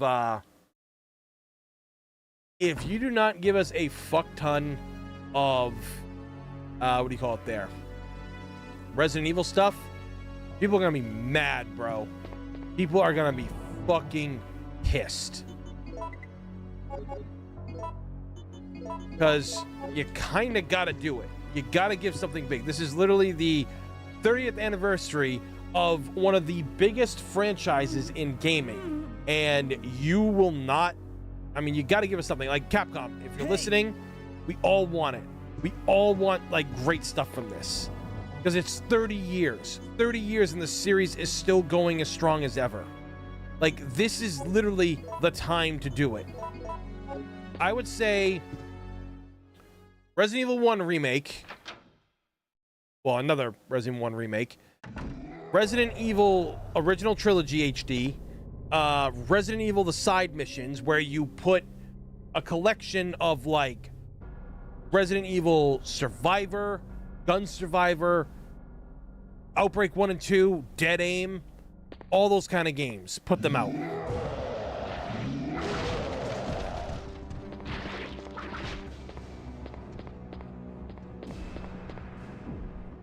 I just feel that, like, that's stuff that could happen, you know? I would say release a bunch of 30th anniversary toys, which I would fucking love. I would buy those in a fucking heartbeat. Release 30th anniversary, I don't know, like, Resident Evil jacket for the fans to pre-order. I think that'd be fucking dope as hell. If anything, do something with the original actors. Bring Charlie and, you know, Greg and Linda and Eric. Bring them all fucking back for that. I don't know if it's gonna be possible. But when we premiere that movie in, when we premiere Resurrection in Vegas, I'm hoping we can do that on the actual 30th anniversary. If we can't, then I guess we'll just go to JJ's and stream the original Resident Evil 1. That'd actually be kind of dope if we could do that. So we'll just see what happens, you know? We'll see.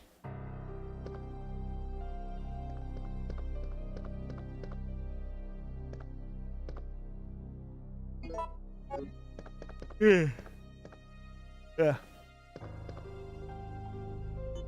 didn't even grab the grenade launcher this time. I think that's a first for me. I really don't need the shotgun that much anymore.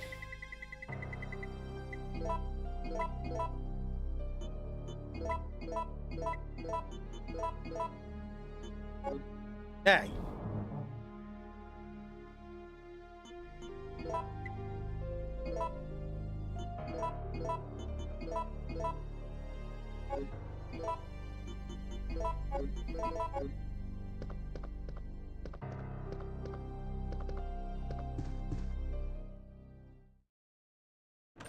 There's just so much they could do with the 30th anniversary. Because look at Nintendo. They don't do anything for anniversaries of their fucking franchises.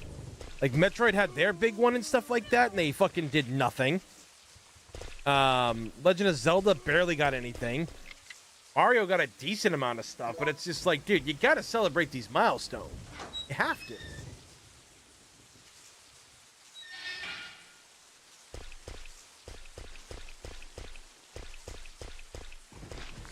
You know, I said it before and I'll say it again. When it comes to this game, I think that this is just one of the fucking... Ooh, hey, I wonder if I can hit that thing.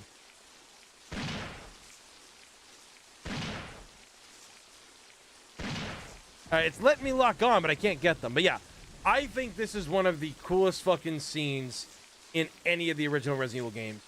Overlooking the park, the rain falling, all the lights in the buildings off in the distance are out. Like, it's just so dope.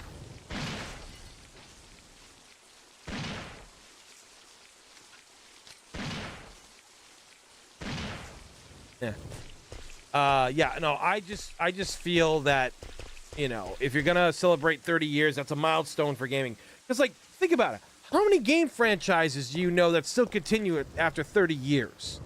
Right? Or if they have, how many games do they fucking have? Right?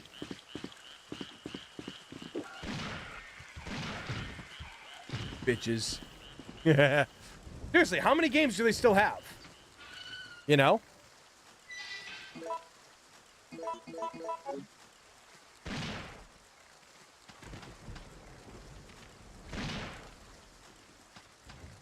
Woo!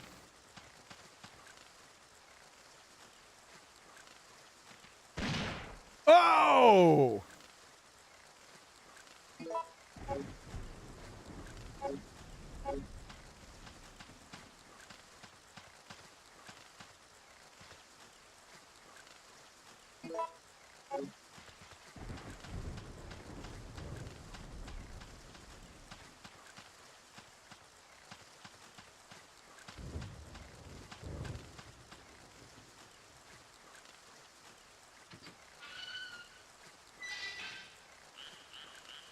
Dude, I don't know if the Manhunt games would ever get that. Those things were considered so controversial, you know? And you gotta think about it, right?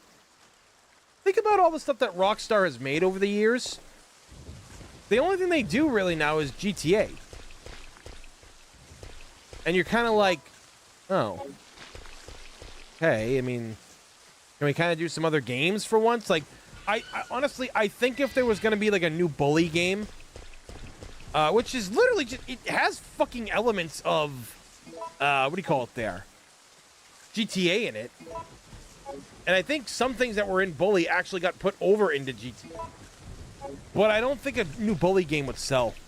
I don't know. I just feel that everybody's just so fucking geared towards Grand Theft Auto or Red Dead Redemption that they won't make anything else. You know? Manhunt was ahead of its time.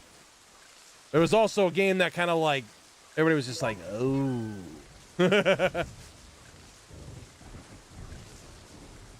Nah, there's been rumors of a Bully game for years, but it's never actually been a thing.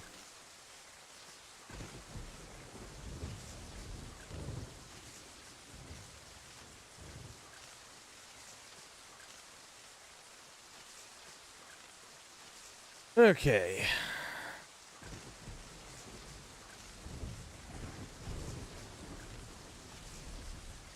Trying to see here.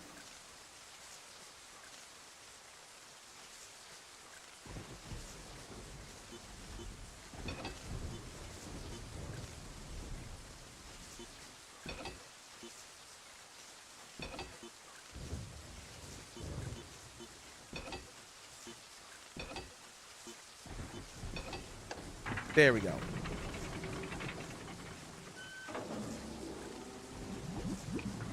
Hooray, drain that bitch.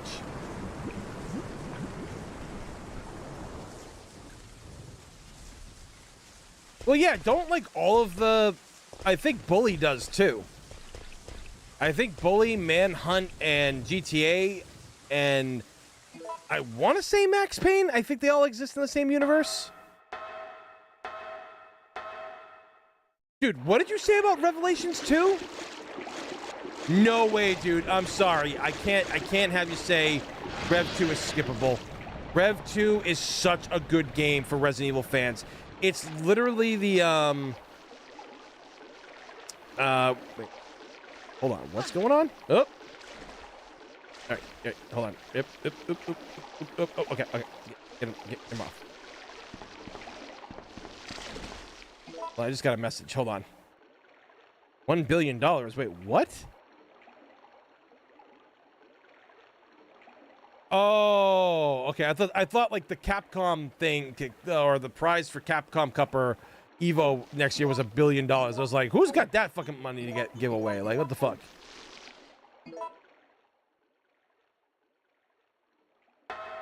So like, yeah, like, what do you call it there? Rev 2 is the game that Resident Evil fans wanted for years. Plenty of callbacks to the original Resident Evil's games, you know. Characters that were great. Everybody loved Moira. Everybody loved, what was it, Barry, Natalia. Not a lot of people loved Claire in that game. I can understand why, because her character was kind of, like, ruined in a lot of ways. Like, they didn't know how to write her character and seemed to forget that she actually likes kids. And her whole point of what she does with TerraSave, or whatever, is the fact that it's to save kids and families and shit. The fact that she didn't really know how to handle Natalia, it was just kind of like, the fuck? So, and of course, Barry being the fucking goat that he is in that game, absolutely insane. Like, he was so goddamn good in that game.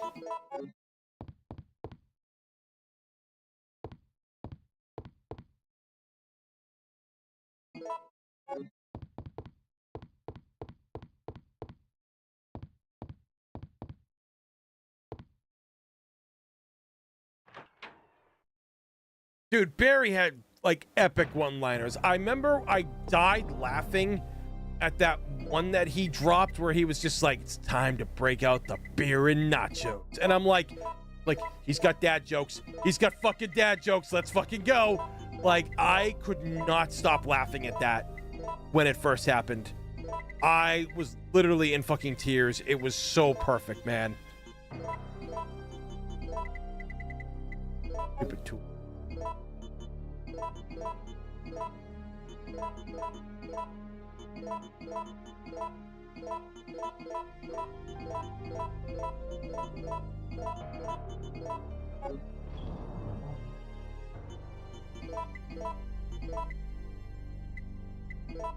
Now I need the lighter.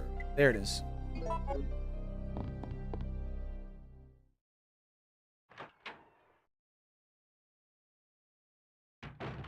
I would say like Rev 1 is more skippable in a lot of ways. But that one's still good. I still like that one. Because like Rev 2 feels more like a Resident Evil game that's doing something. But here's the thing too. Revelations 1 and Revelations 2 are exactly what you would need a game to look like this. Like a game to look like this. That would be something that you need. Because it's just so good.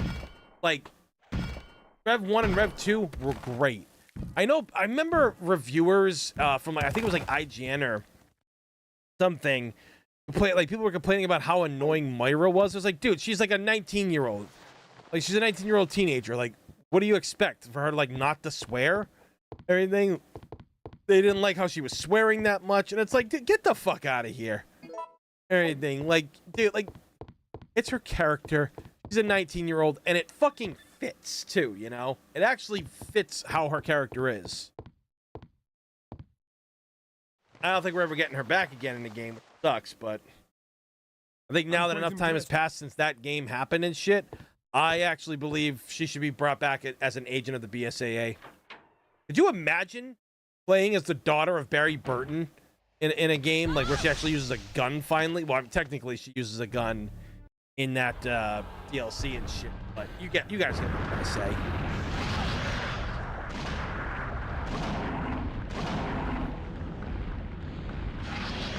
Aha, bitch.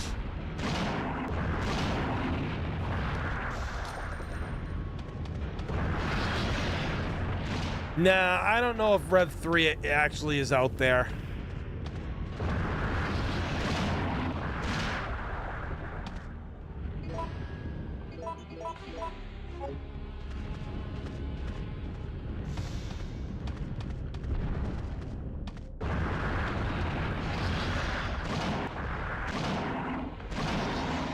There we go.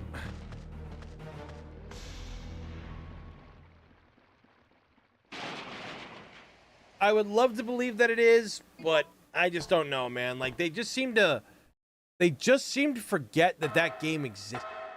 Like they were trying to build a world off the Revelations games and all these things that these characters go through.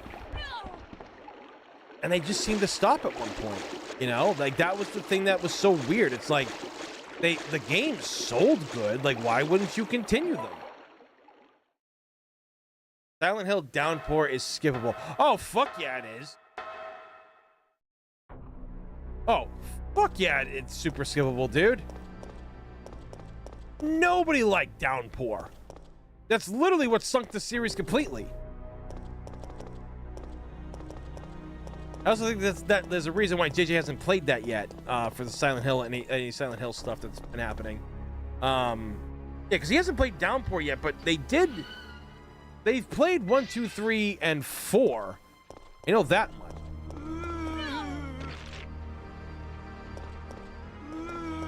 On my way, dickhole.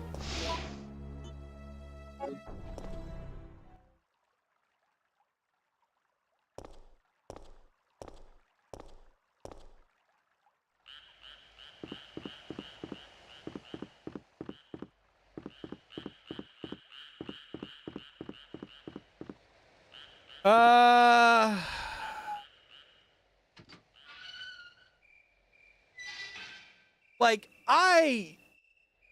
I really enjoy Homecoming, but they do kind of flip the lore around a little bit. I would say give it a shot, you know.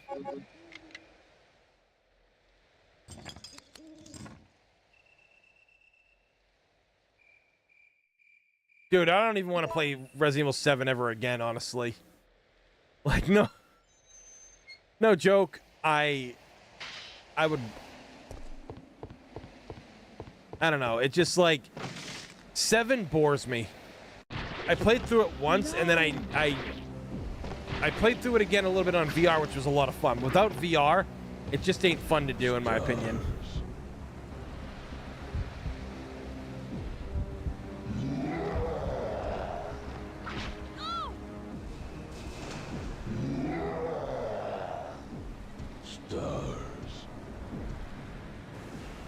Homecoming did have good tunes. You're right, it did. There's that one song, I can't remember the name of it. I think it was the song playing in the opening title screen or something like that.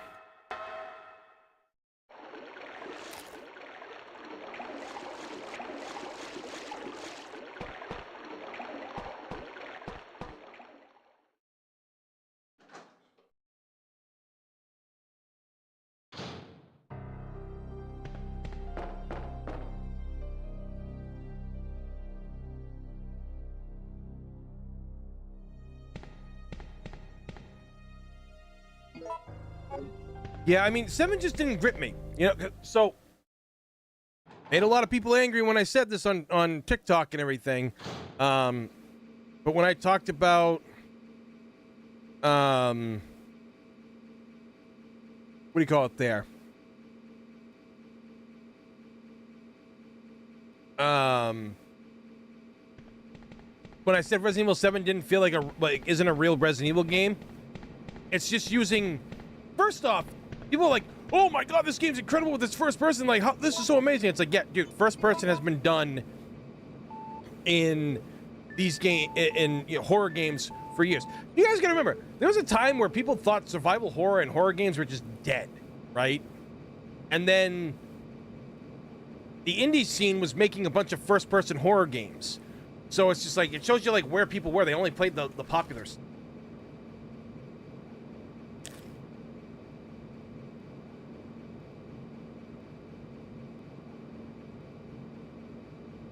Dude, they never faced Pyramid Head because Pyramid Head is a one-off character.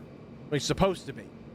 He's supposed to represent like the sexual frustrations of James or something like that. He wasn't supposed to be in other Silent Hill games. The guy who created him, Ito, he never liked what Konami did to that character. But to be fair, he was a popular character. Like his popularity was absolutely insane. So, all right, hold on a sec. Let's do this right.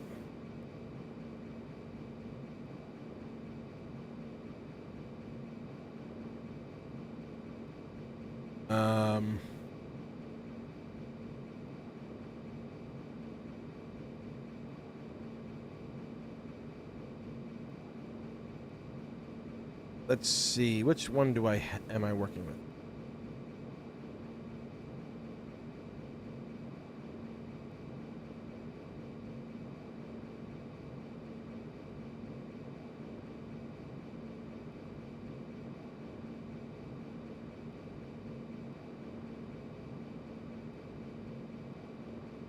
Okay. Okay.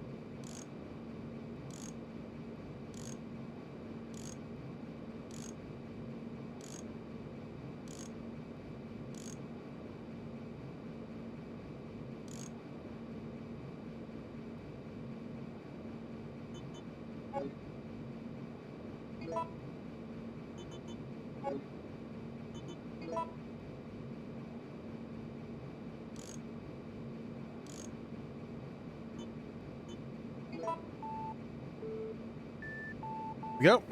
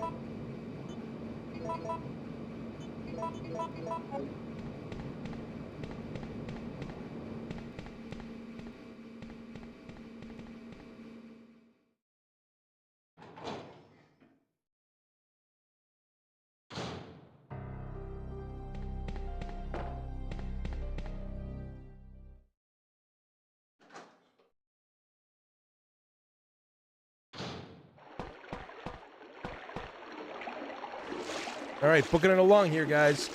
Remember, I have 42 likes. If we hit 50 by the end of this stream, I will gift out 5 gift subs to everybody.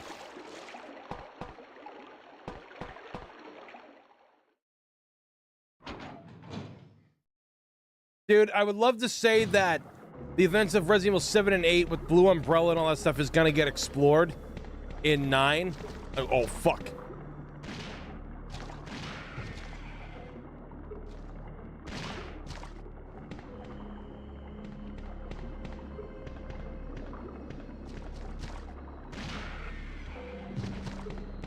Bucket.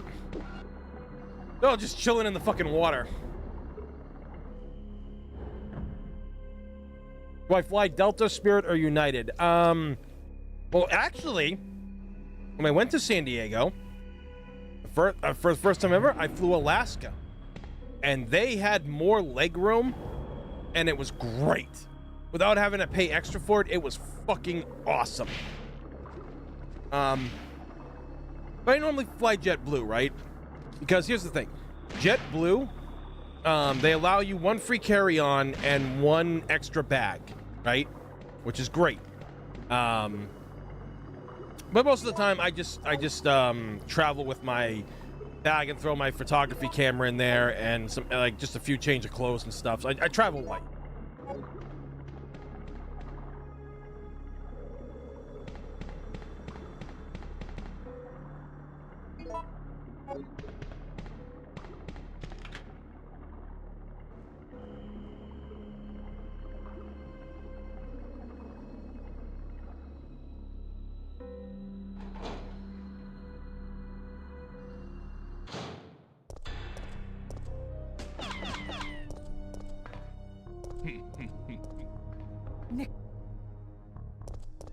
Oh, that Nikolai. Always the dickhead, right?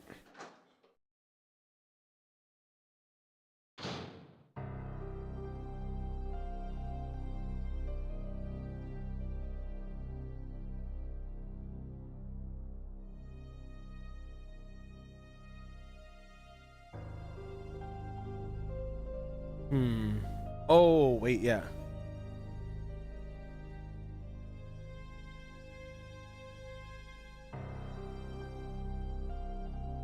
Oh, damn, I'm looking at Evo. Did nothing else happen at Evo, really?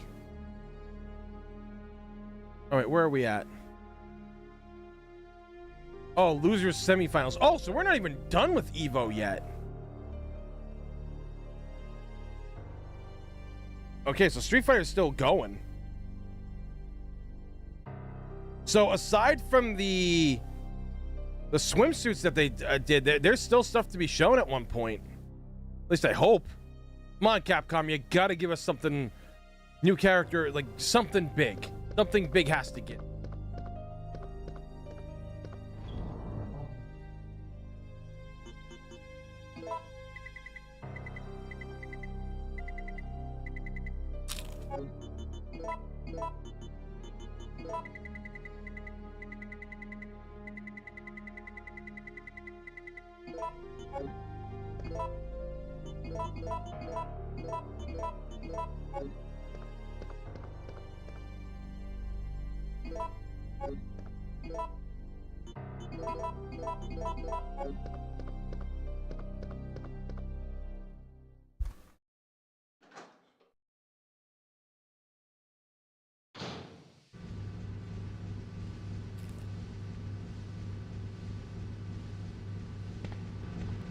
Oh shit, this part. Okay.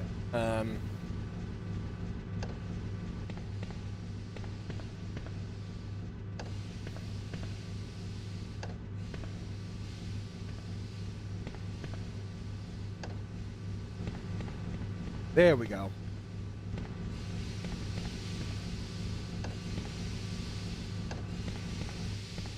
You know, I think even like smaller puzzles like this are really good for Resident Evil games, and I kind of wish more had them.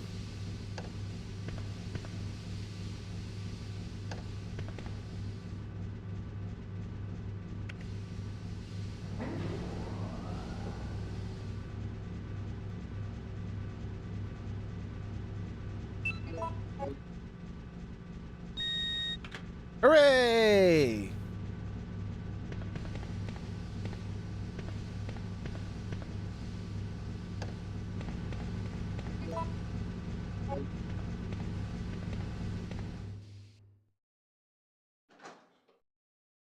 Oh yeah, no, I don't have a dog anymore. We had to put her down 2 years ago. I only have a cat left, and after she goes, I'm not getting any more animals, man. I love animals, but it's just bitch. I can't go through that again or anymore. It's too hard. Plus, animals are expensive.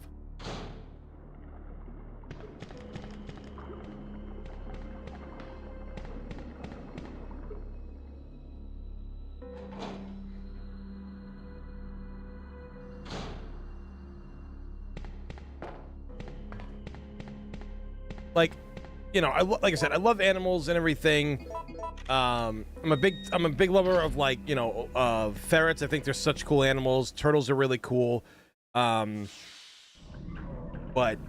it's just too much to take care of them, and I already got enough on my plate taking care of my dad and everybody else and shit that I have to take care of. So, you know, I just don't have time for a pet in the future.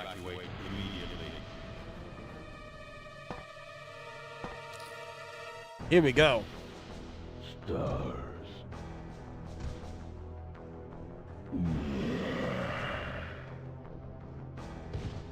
Stars.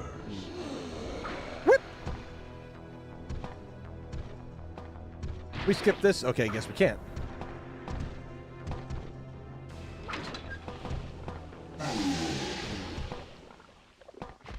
Stars.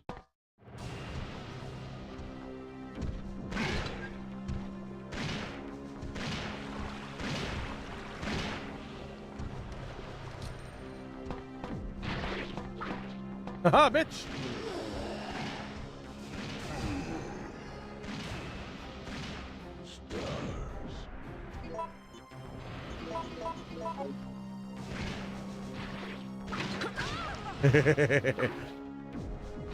Run, Jill!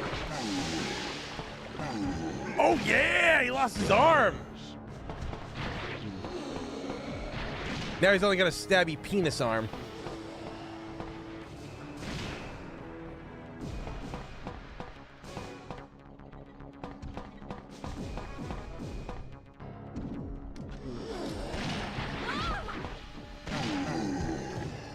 There goes his head.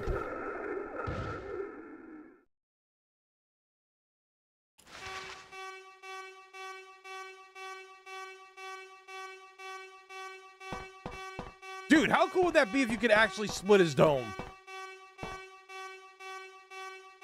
I mean, we have a fucking Magnum. We should be able to do that.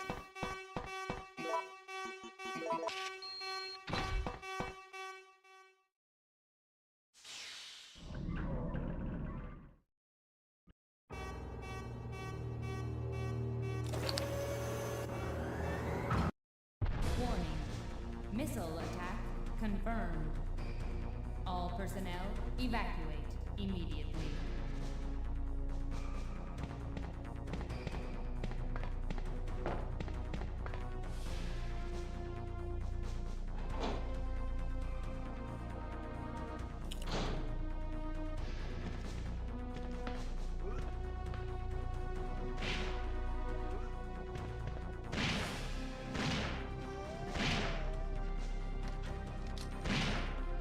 Bitch ass naked zombies.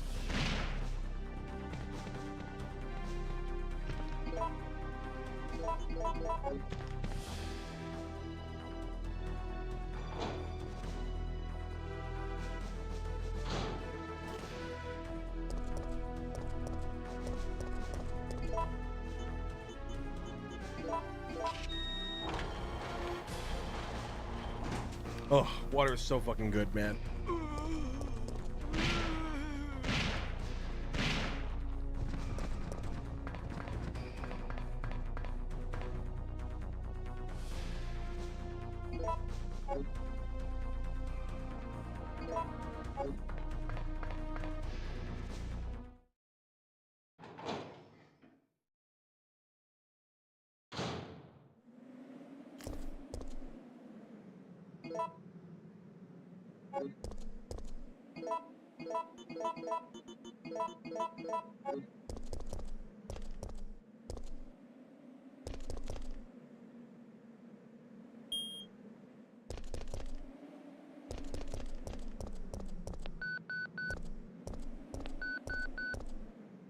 You're still alive. Such persistence. Nikolai? Sorry. Well, water's all I drink. Well, I mean, I have the occasional lemonade when I go out to restaurants. You know, I'll do that.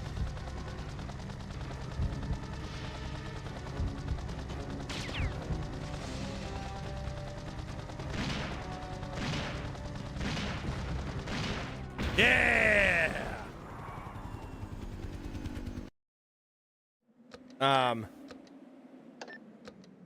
I gave up soda like Jill, 13 years ago. That's it. We've got to find a way out of here now.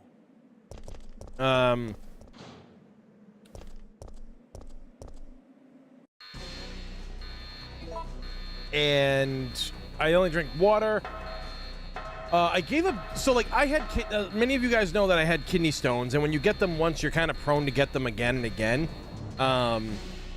But I've been making sure to take care of myself like a lot since that happened, and yeah, haven't really had any issues since it happened. Thankfully, you know, that was like in August, I think it happened. So, bitch. So I had ice cream for the first time since last August, actually, a couple of weeks ago when I was at a con. My friends all went to go get like ice cream at the machine. I asked them to grab me a water, and they got me ice cream instead. So I was like, "Oh, cool, yeah, I'll fucking have some ice cream." I was a little nervous at first, but I'm like, one ice cream's not gonna actually do anything, you know?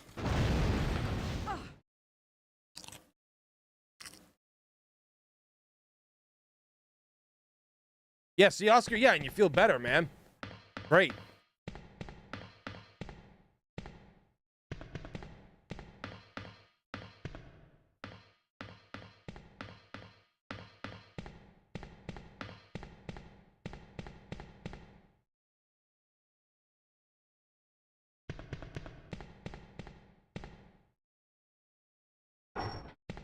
Oh yeah.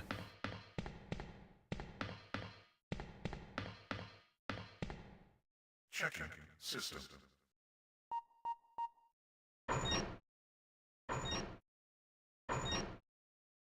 Checking data. Warning. There is not enough power to activate the system.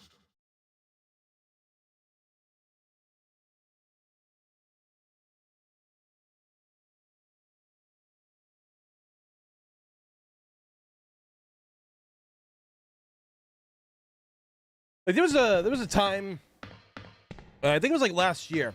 My dad wanted Burger King, and I was coming home. He called me and I was like, yeah, I'll bring you some Burger King, Dad. It's crazy, right?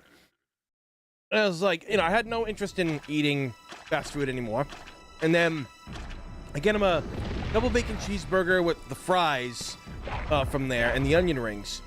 And when that wave of the fucking smell from the fries hit me, I'm like, oh man, I forgot how much I used to fucking love this shit. Like I really did. I really did love Burger King back in the day. Yeah.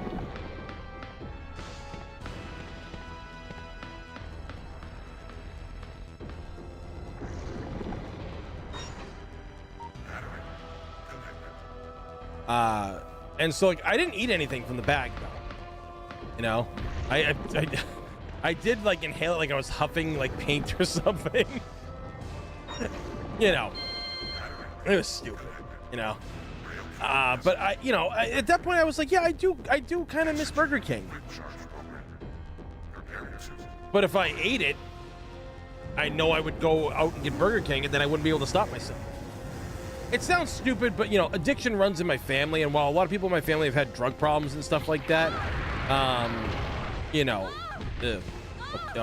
fuck. Yeah, I've never tried drugs or anything like that because of all the addiction issues that I've seen in my family.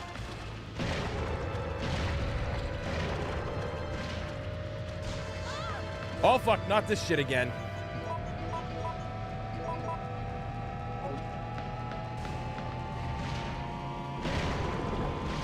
Split its domes!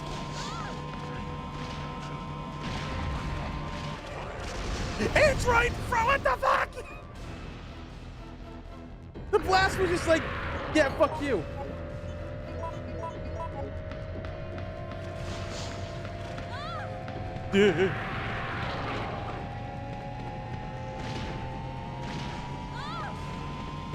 Motherfucker.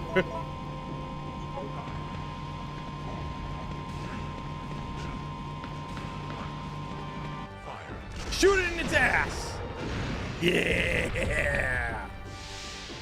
But then I also gave I also gave up soda, like I said a long time ago, and I didn't really want to drink soda up until about a year ago. I didn't even really want to drink it. It was more so I missed it. When I gave up drinking soda, I never really missed it, which was the weird thing. I guess it just shows you how bad the addiction probably was. But for me, look at this fucking thing, man.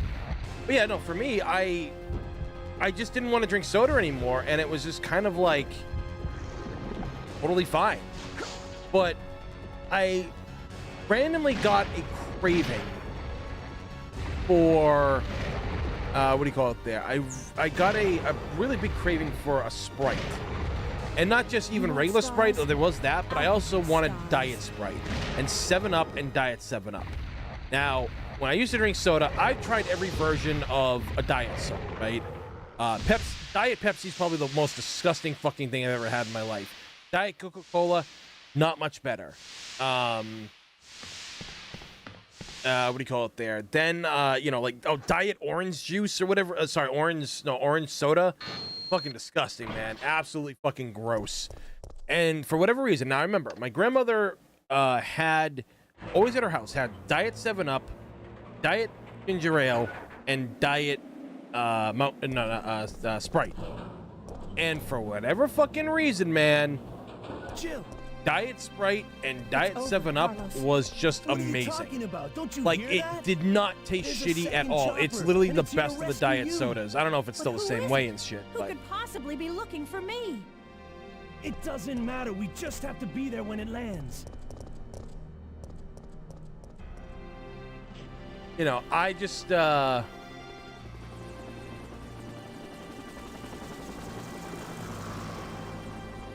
know, I really kind of like missed. I wanted the soda.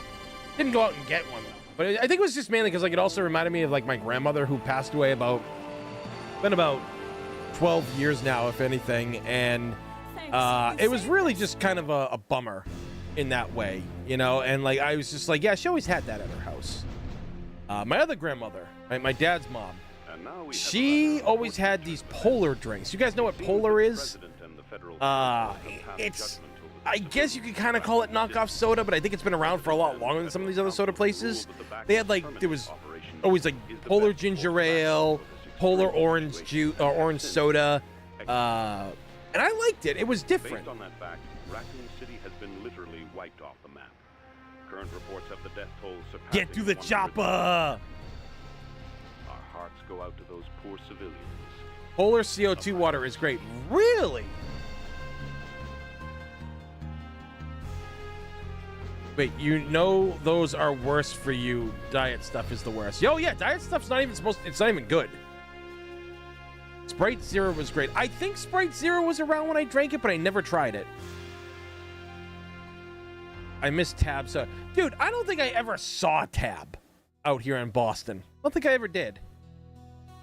Fizzy water for me got me off sugar good. Fizzy water, fizzy. Wait, so like sparkling water? I had some form of sparkling water at a restaurant one time or whatever, and it was like, I tried drinking it, it was like, oh, what the fuck? Like, it was almost like Pop Rocks going off in your mouth and shit like that. It actually was not, I was like, who the fuck can eat this shit? But yeah, I mean, I'm fine not, you know, not having soda, honestly. And fast food. See, like, I remember, like, my friend Diana and I, we used to, like, hang out all the time when we were younger, and we'd always stop and get Burger King or something like that, and we used to eat it a lot, but yeah, now I just couldn't do it, man.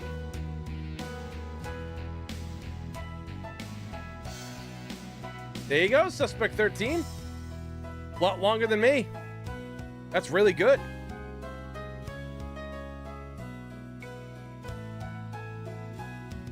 Catherine Disher. Again, I'm still in awe that I got to, like, hang out with her.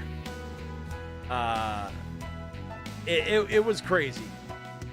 And, you know, you think her being an older lady, she's, like, more mature and stuff like that, more laid back. Dude, when I gotta tell you guys, when the cameras weren't, I mean, even when the cameras were rolling, she was hilarious. But when they weren't, like, rolling, we were all just hanging out and laughing and shit like that.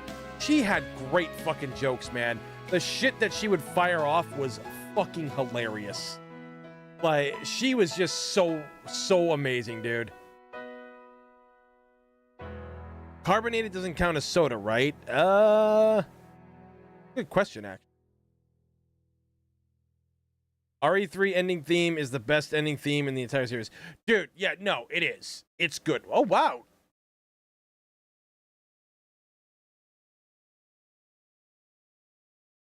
That's pretty good. 226? Oh, yeah. Despite the fact that, you know, that turbo button killed me. Like, legit killed me. But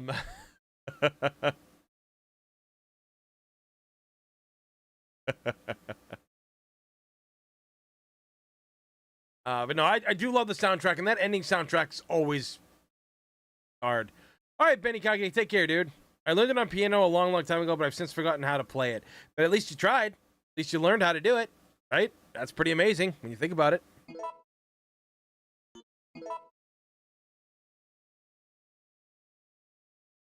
So what does that even look like at this point? Like, what does that save file look like? Machinery room.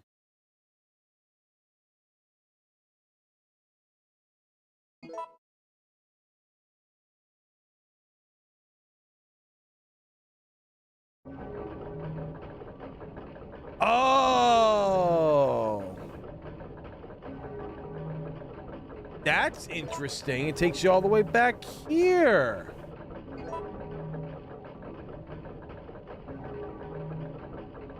That's weird. I never brought that out. And I don't think I had that many bullets either.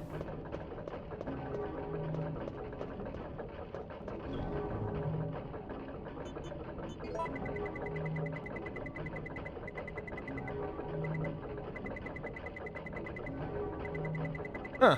Maybe I did and I just forgot. Alrighty then. Well.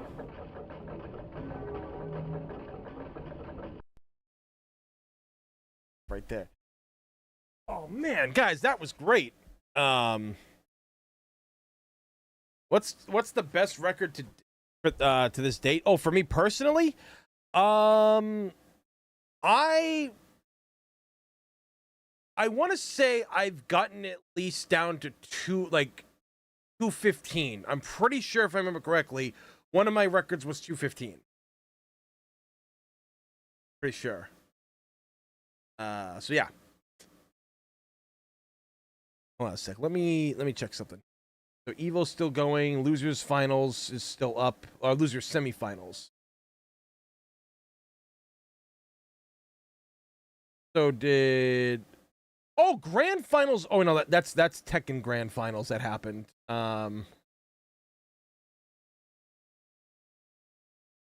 Okay. Okay, so they losers finals. Oh, okay.